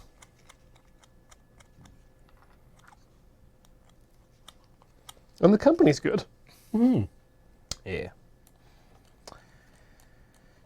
Blizzard is. Not. Nah. The workers themselves are putting up with a lot. I'll say the recent I guess like showcase of the upcoming expansion was very heartening. I'll say, which was nice. But I've kind of been just like tangentially jumping into it, but mostly on the Final Fantasy train. It's just a very good video game. That I feel like I have to give a try, like a good college try to, just because it is free up to level 14. So. I was like, what? Have you heard? Don't say it. God, my favorite of that meme is just still when Endwalker came out. Yeah, it was and like, it was- please stop hearing Yeah. about the critically acclaimed MMO. Have you heard of the critically acclaimed MMO of Final Fantasy XIV? It's free up to level 60 and includes the critically acclaimed, or the award-winning expansion Endwalker. Too bad. Fuck off. We're full. We're full. Please go away. Yeah.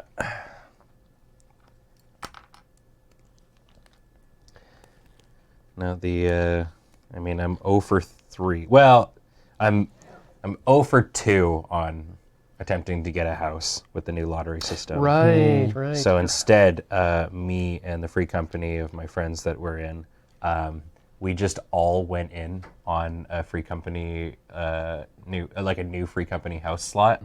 We were all the the submissions. So there was the 15 of us all in on one to make sure somebody got it. So you're just gonna be like roommates? yeah, well that's basically what a free company house is. And as if I like summoned a man's I hear that somebody just entered the moon base.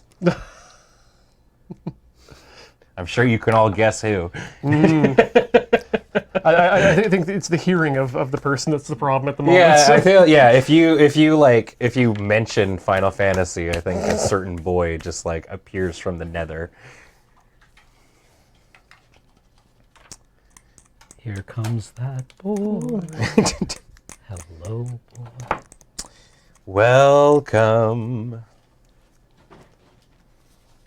If you haven't guessed who it is, don't worry. He's putting on a microphone. All right. I need a butt. Wait, do you have a butt sprue? Yeah. I've been cleaning my guys' butts so that they.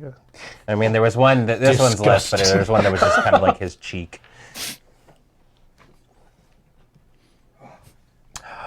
Hello. Well, hello, my friends. Jacob, how you doing? Good. I'm not on camera yet. Please come on behind. Look who it be. Hello. Hi.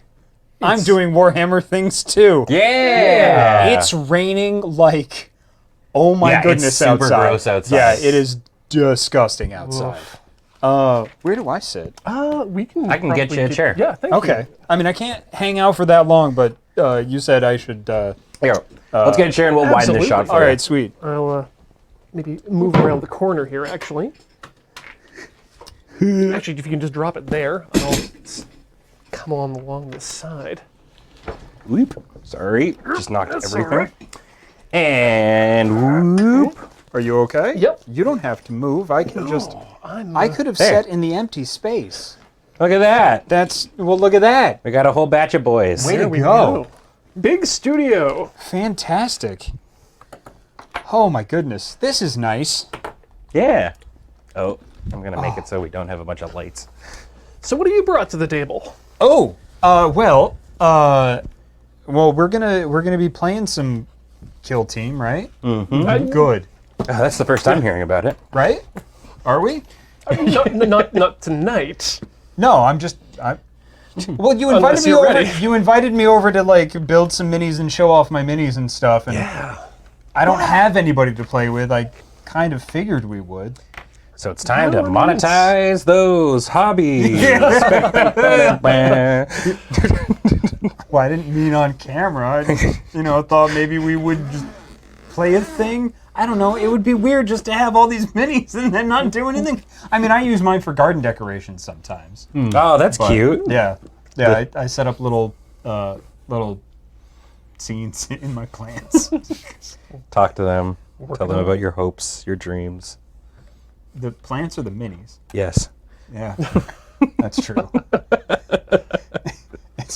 One of my minis is like a whispering gourd. Yeah. I just whisper my sins into it.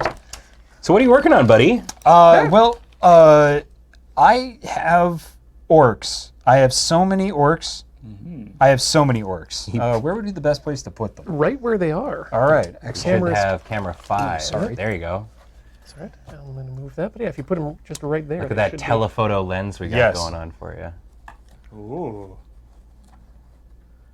So, the first minis that I painted 3 War Machine minis like over 15 years ago.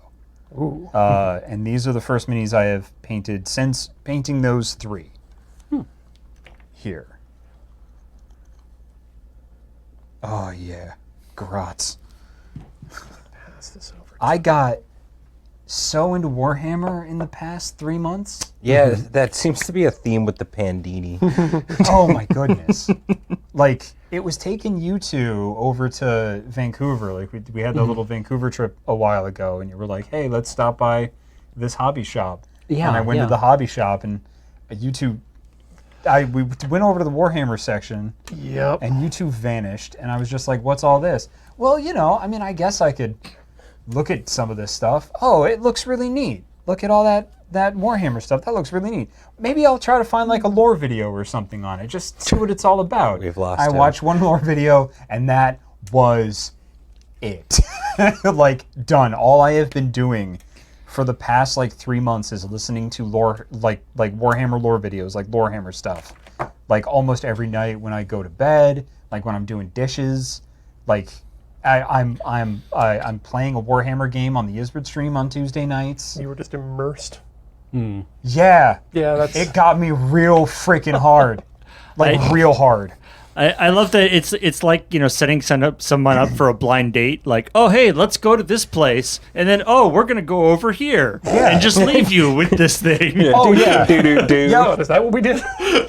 kinda. I was just like staring at all this stuff, and I was like, oh man, what are these? What's an Adeptus? Why is everything in Latin? I know now. I'm sorry, it's not in Funny- Latin. It's Low Gothic. Pardon me. Funny enough, that's how I became a member, or started to get into Loading Ready Run, was me coming to Victoria, going to a bar where Kathleen was running trivia with Ian, and then Ian dropping me at the bar and then going, I'm going to go over here now, and just leaving me alone at the bar. And then I look beside me, and I'm sitting beside Graham, and we strike up a conversation. Awesome. Oh, that's awesome. I'm a good friend. You are. Now, one of the problems with Warhammer, though, is, like, I'm generally a minimalist. And that's not... Now, that's pretty full. Yeah. But I'm not going to get any more than what I can fit in this case. Like, that's my goal. Oh, that's yeah, perfect, because that means you can get the same kind of case and then fill that one. And then you haven't gotten any more than can fit in that case. That specific type of case. Thank you, Thank you, Ian. Alex. You're doing the sales pitches for me right now. Oh, no. I'm already offloading boys onto Jacob. Oh, no. Well, my plan, damn it, my plan is to build like a kill team out of some of the boys that I'm getting from the both of you. I got some commandos from you, and I'm getting some boys from you, and then I'm going to build a full kill team. And I can't see what's going on with Ian, but it sounds really dirty. Yep. That's that good ASMR. So I'm gonna build a kill Like a team, bowl of macaroni. and then I was gonna like donate. Sounds like good. I was gonna donate what I wasn't gonna use for my kill team, because then everything would fit in this case. But now. No, that's my plan. You stick to this your is guns. full because I've Yeah. got. Well, these like I can't show them because he might see. But I have a friend who's desperately trying to resist getting into Warhammer. Oh no. That's all right. He's actually co-hosting the stream with me on Tuesday nights, so he's watching me play Warhammer. It's not going to go well. Gateway. Yeah, a Chaos Gateway. That was lame. And I have some present. He doesn't watch this, so I can say this. So I painted figures for him.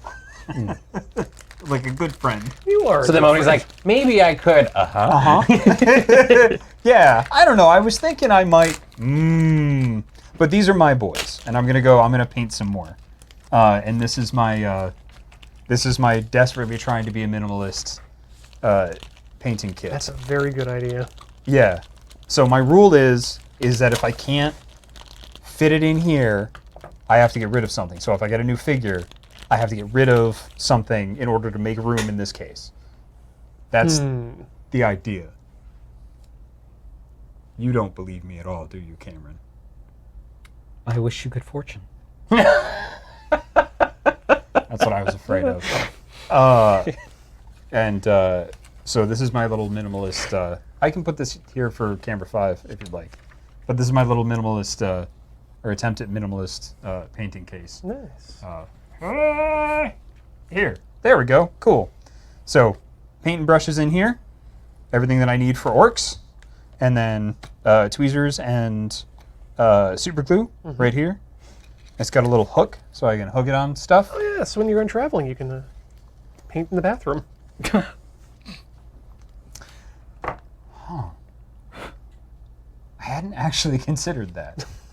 Well, it's got the ventilation, so you're not. That's true, so you're not huffing paint. Exactly. Yeah.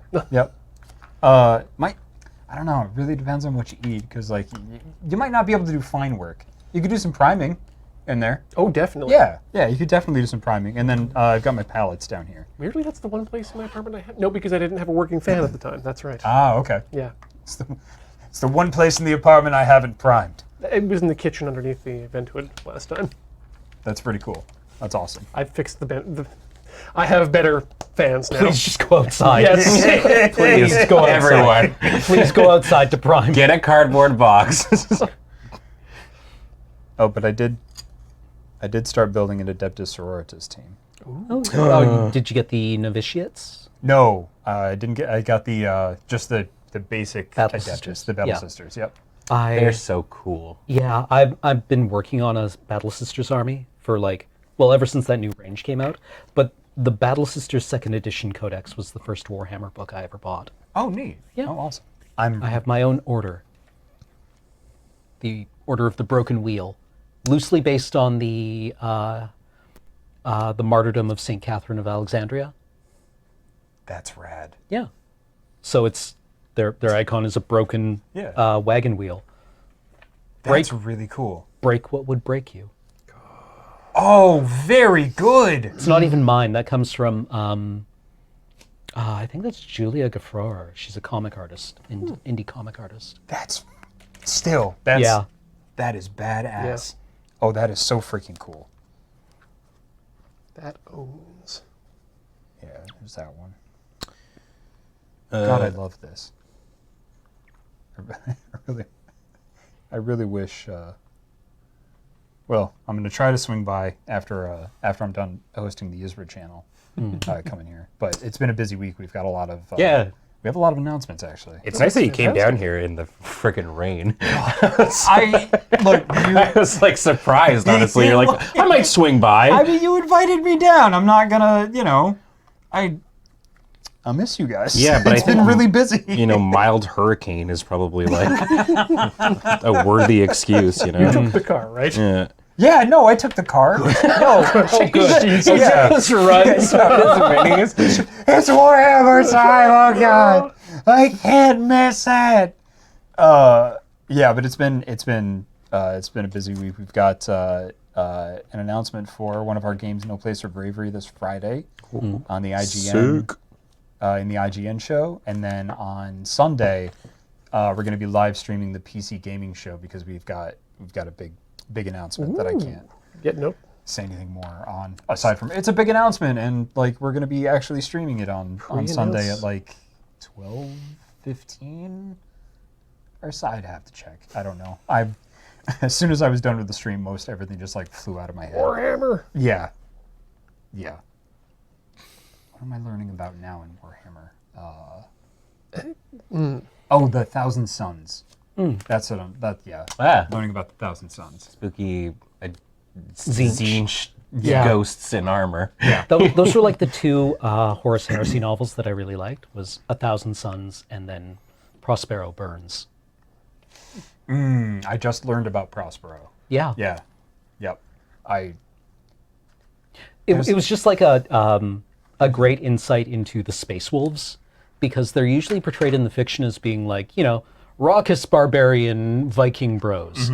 And then one of the characters meets Lehman Russ, right, during the Council of Nicaea, where all the Space Marine Primarchs were hanging out to get, the announcement that they were making Horus the War Master, Yes. or the Emperor was making Horus the War Master. And he just runs into him, hanging out underground in a bunker like 300 feet below the earth, right, below the surface of like, the hey, earth. buddy, what's up? Yeah, and he's sitting there reading a book, just hanging out, being like very calm. And he's like, Emperor is called for you. And he's like, oh. Right, like has to go put on the face of the of what's expected of him. Neat. Oh, that's awesome. Yeah. So that's Warhammer's really good, man. Yeah. You got any favorite lore videos? Because I'm going to need a dump in my head. Oh, geez. Okay, so the two channels that I have just started sucking on the tailpipe of are Luton, Lutian, like LT, LUTI. I'll text it to you later. Yeah, Luton, and then the the other, Luton the third, and then the other one who I love that does in-world lore videos, and I love them. They are so good, like the acting and just like how. Like the tension when he's talking about certain things, like you get a sense for the character that's actually like making these records, and it doesn't put the character of the in-world front and center within the world. They fill in the cracks, so it still doesn't it doesn't break the status quo. It doesn't put them front and center. It's great. Is Oculus Imperia. Like, I cannot recommend them enough. They are so good. They are so good. I love them so much. Yeah, I've been actually one of the folks that watches the Lodi Ready Run stream is a mod on Oculus Imperia's channel, and I had no idea, in their Discord, and they actually put us in touch, so we've been chatting, which has been awesome. And me trying not to just be like, just tell me all of the things, please. Like it's a lot of just like, just be cool, Can I just man. like call you at Yeah. like 9:30? Is that and cool? then you just whisper lore into my Yeah. ear to like help me go to bed? Would that be all right? I mean, that's basically what I've been doing, but like I'm running out of your videos, so if you could just like come up with a little bit fresh for me, like that'd be cool. Like I'd really like that. Yeah, just test run stories, Like, Yeah. before you decide to make a whole video out of it, just run it by me first. Yeah, if you don't mind. I mean, I'm pretty much an expert at this point because I'm listening to you. So The real buttering. yeah, I remember that was the one thing that the reason that I could never get you into Monster Hunter was like I remember taking you to the Monster Hunter party. Yep. At PAX, and you were like enamored with the world yeah. and like the setups and stuff. And this was Absolutely. also like this was a party that Liz put together. Yep. For it, so like very big and extravagant and stuff like that. And you got to meet like the like grandma cat and stuff like that. It was so cool. Yeah, and you're just like, so what's the story here? Just like, None. There's Characters There's do monst- not even have names. There are monsters. Yeah. One of them is named Steve. Yeah. there's monsters. You hunt them. Yeah. The guy who tells you to do things is just the general. Yeah. And the admiral. There is no lore. Yeah, And you were just like so deflated. You're like, well, I guess I just don't care. anymore. Like, I don't, there's nothing, I can't hold anything. But you're like, but the game, like, and, like it's you like, were, no, you were, I don't care. You were like, but then there's this in the gameplay, and I was like, I have nothing to connect with, man. There's no glue here for me. I can't do it. Needs Did that you get lore. glue? Pardon me? You have glue? Yeah, we've I wanted to use liquid cement, yeah. Okay. been cementing. Cementing my relationship with these custodians. Fuck. Nobody move. There's a laser spear on the ground. Oh yeah, I've dropped my share of very tiny parts. You don't want to step on a laser spear with bare feet in the middle of the night. Don't tell me. Tau, right? Yes. Tau? Okay. Specifically, I believe this is a shield drone. Oh, cool. Yeah, it probably won't get much play, but it is a test bed for what I'm doing with painting, and the testing has not gone well. How'd you get that, like, gradient tone on the... That was done via the airbrushing process. I guess we can put that up there and give it a little bit. Oh, sure, yeah. Give it a little bit of an idea of what I've been doing with that. A little more. Yep. Oh, wait. There we go. Oh, wow.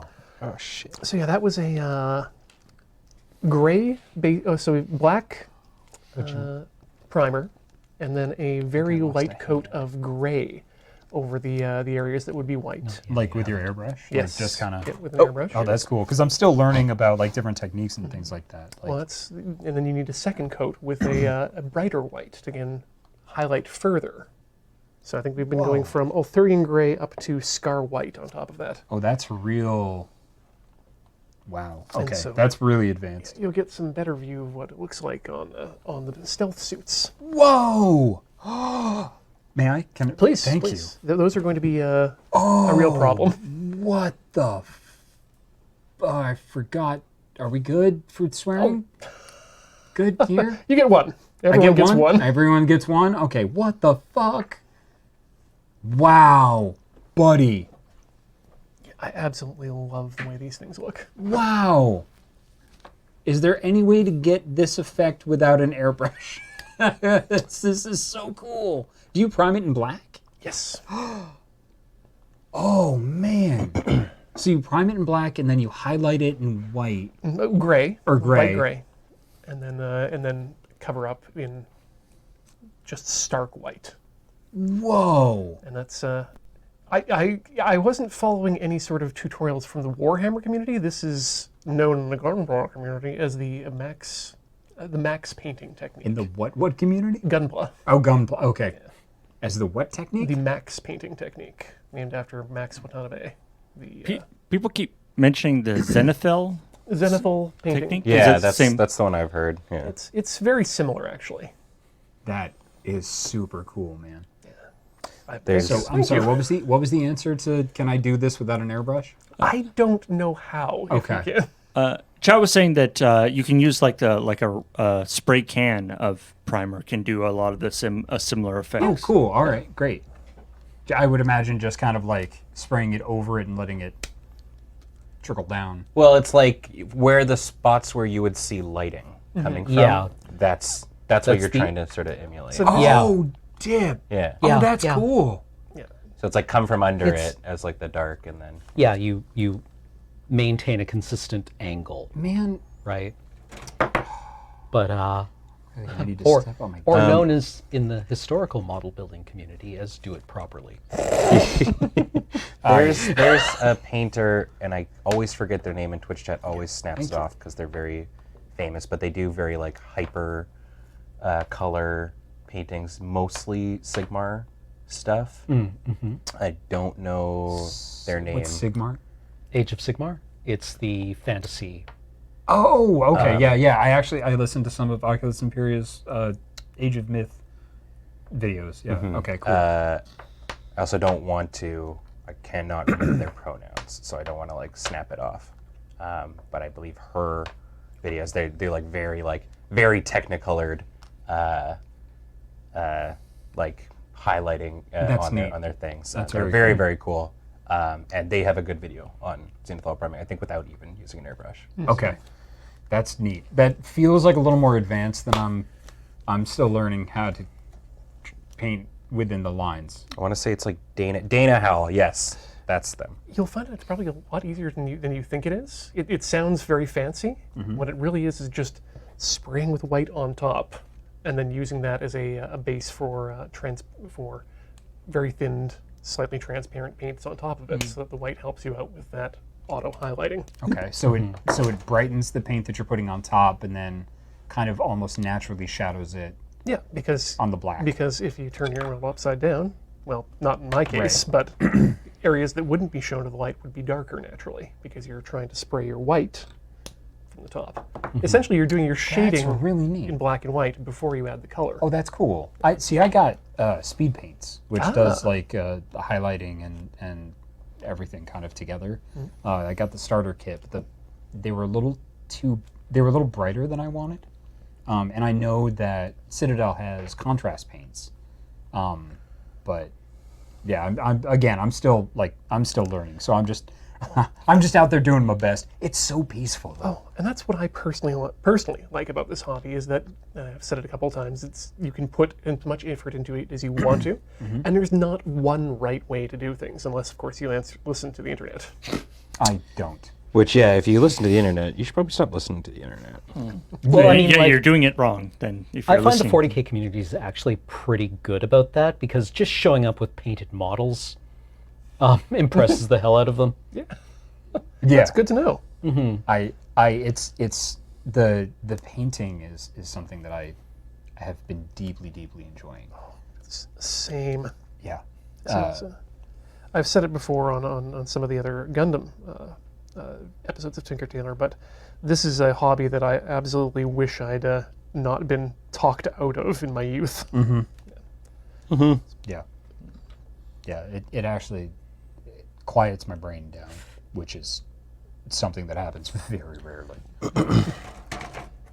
It is important. What are you working on, Ben?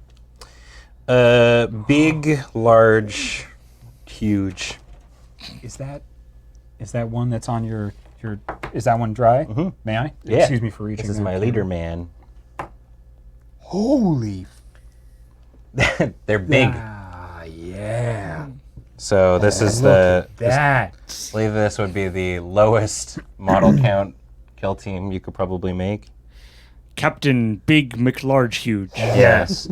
Oh, buddy. Strong Chonkler. Oh, dude. You and I have a very, very similar aesthetic. If I'd known this kind of person existed, I may not have gone for the orcs. But I like my little grots. I like orcs. Yeah. I like my grots. Yeah. Yeah. I think I'm my other angle for this is I kind of want to make them a football team. Isn't that's a Blood Bowl? Blood Blood Bowl. Bowl, yeah. Yep. Oh, I can't hold this too close to my face. Okay. Whew. Yeah. It's got You this. found the cement. I did find the cement. It went in my brain. Wee. I like. Somebody once described orcs to me, saying like the grim dark handle, like the pop culture grim dark handle for understanding 40K, Yeah. is saying that the Reapers from Firefly are basically the black comedy army in Warhammer. Yeah. As in, that's basically the orcs. Yes. Yep. That's Or the Reavers from Firefly. Yeah. Sorry, yeah. one thing I read in the Kill Team book that was very exciting was narrative play. We were talking about that. Yeah. I believe I brought you up specifically. Oh, thank you. I'm flattered, and I know. Yeah, all right. We all know what I'm about. Yeah, It's like we're good friends or something. yeah. I know it's weird, but yeah, the like getting to name everything and like they can kind of level up, and the equipment points is very exciting. I've read the book twice, and I don't think I could play a game right now. Like I need to run through it a couple of times, I think. or like watch a couple of people play? Yeah, well, that's why my thought process was for the AFK streams that we'll be doing next month is just going to be open play, just so people get like Yeah. a feel for, the basic like rules of it and stuff, and then maybe I don't know, do like some pre-recorded content or something like that with more stuff. Don't you tease me. I'm dead serious on doing it. As I think if there's a relatively good response to 40K content on ye old streams, then who knows? Maybe we'll keep doing it. This is on you. You don't. The apple is right here. If you want to see me take a big fucking bite out of it, don't you let me down. Don't you fucking do it. You tell them. You tell them you want it. You tell them you want me there. You do that. Politely. Very politely. And Yeah, just like the way you asked them. not in hey. I'm me and chat's chat. Just good. Yes. Good. Awesome. Beautiful. Don't please. No, I already named all my orcs. Ooh. Then you are deep in the tank in terms of those. No, I lore. can't not. Like even if I build a magic deck, I always come up with a backstory of like who the planeswalker is, and I have headcanon for fucking everything. Yeah. I almost named my toilet rolls. I like the idea of a like a ongoing campaign that it's like, oh, this character died or this character got injured, and you just go in with the snips and be like, snip off his arm. All right, Do it. that's it. Yeah, I do that on stream. Then. I am so sorry, God. Oh. Yeah. No leg. No Really like how this guy legs. turned out. Oop, down a little bit. Ooh. That's very nice. Oh yeah. Oh wow, the pose is very cool. One thing that I really liked is the variety of parts, so that you can actually like really make them your own and customize them out and stuff like that. And then color them as well. I used to play some Warhammer Fantasy, and the problem with that was that it was all set up around, at least back in the day, it was set up around you have like a whole squad that was like in a formation, like a tight formation. Yeah. Right. And so if you have a guy like that, he's like got his spear stuck in the face of the guy. Right? Like everybody had to be kind of holding their stuff up and down. Otherwise, like people couldn't have really dynamic poses because they'd just be bumping into the guy beside them because they were all closely packed into like a regiment. I mean, controversial opinion. I think Warhammer Fantasy, like 8th edition, was one of the best games they ever made. It was a very coherent system that I liked a lot and rewarded planning ahead. Yeah. Like 4th edition for D&D. Just kidding. No, I have no idea. But that's cool. Yeah. So Warhammer also has edition wars. Oh, well, Warhammer has this weird like rolling edition thing because they come up with a new edition, but it often takes them a while to come up with all the army books for that edition. And so people kind of get halfway, like it can be like up to a year or two after 8th edition comes out that all the army books for 8th edition come out. So before that, people are using the previous army books, but for the new, it's kind of odd. Yeah. It feels weird. They have to put like conversion manuals out. No. It like they are incrementally compatible. It's weird. I think the last time they did, I remember when 5th edition fantasy came out, they came out with like an actual free army book that was just all the armies, right? It was like a very thin, like it came with White Dwarf, and it was called Ravening Hordes, and it was just like bare ass rules, very simple rules for every army. Neat. Because 5th edition was very different than 4th, or was that 6th to 5th? Something like that, right? There was one Warhammer Fantasy edition where there was like a big break in how the rules worked. Okay. But otherwise, they generally try to keep it some level of compatibility. Okay. That's good. What are you doing? I'm building Chaos Cultists. May I? Yeah, Thank yeah. you. Oh, dude. They have a look, don't they? Oh, wow. Oh, this is going to be so much fun to paint, boss. Yeah. Oh, See all the different fun and cool armies, Jacob? I can't hear you, Ben.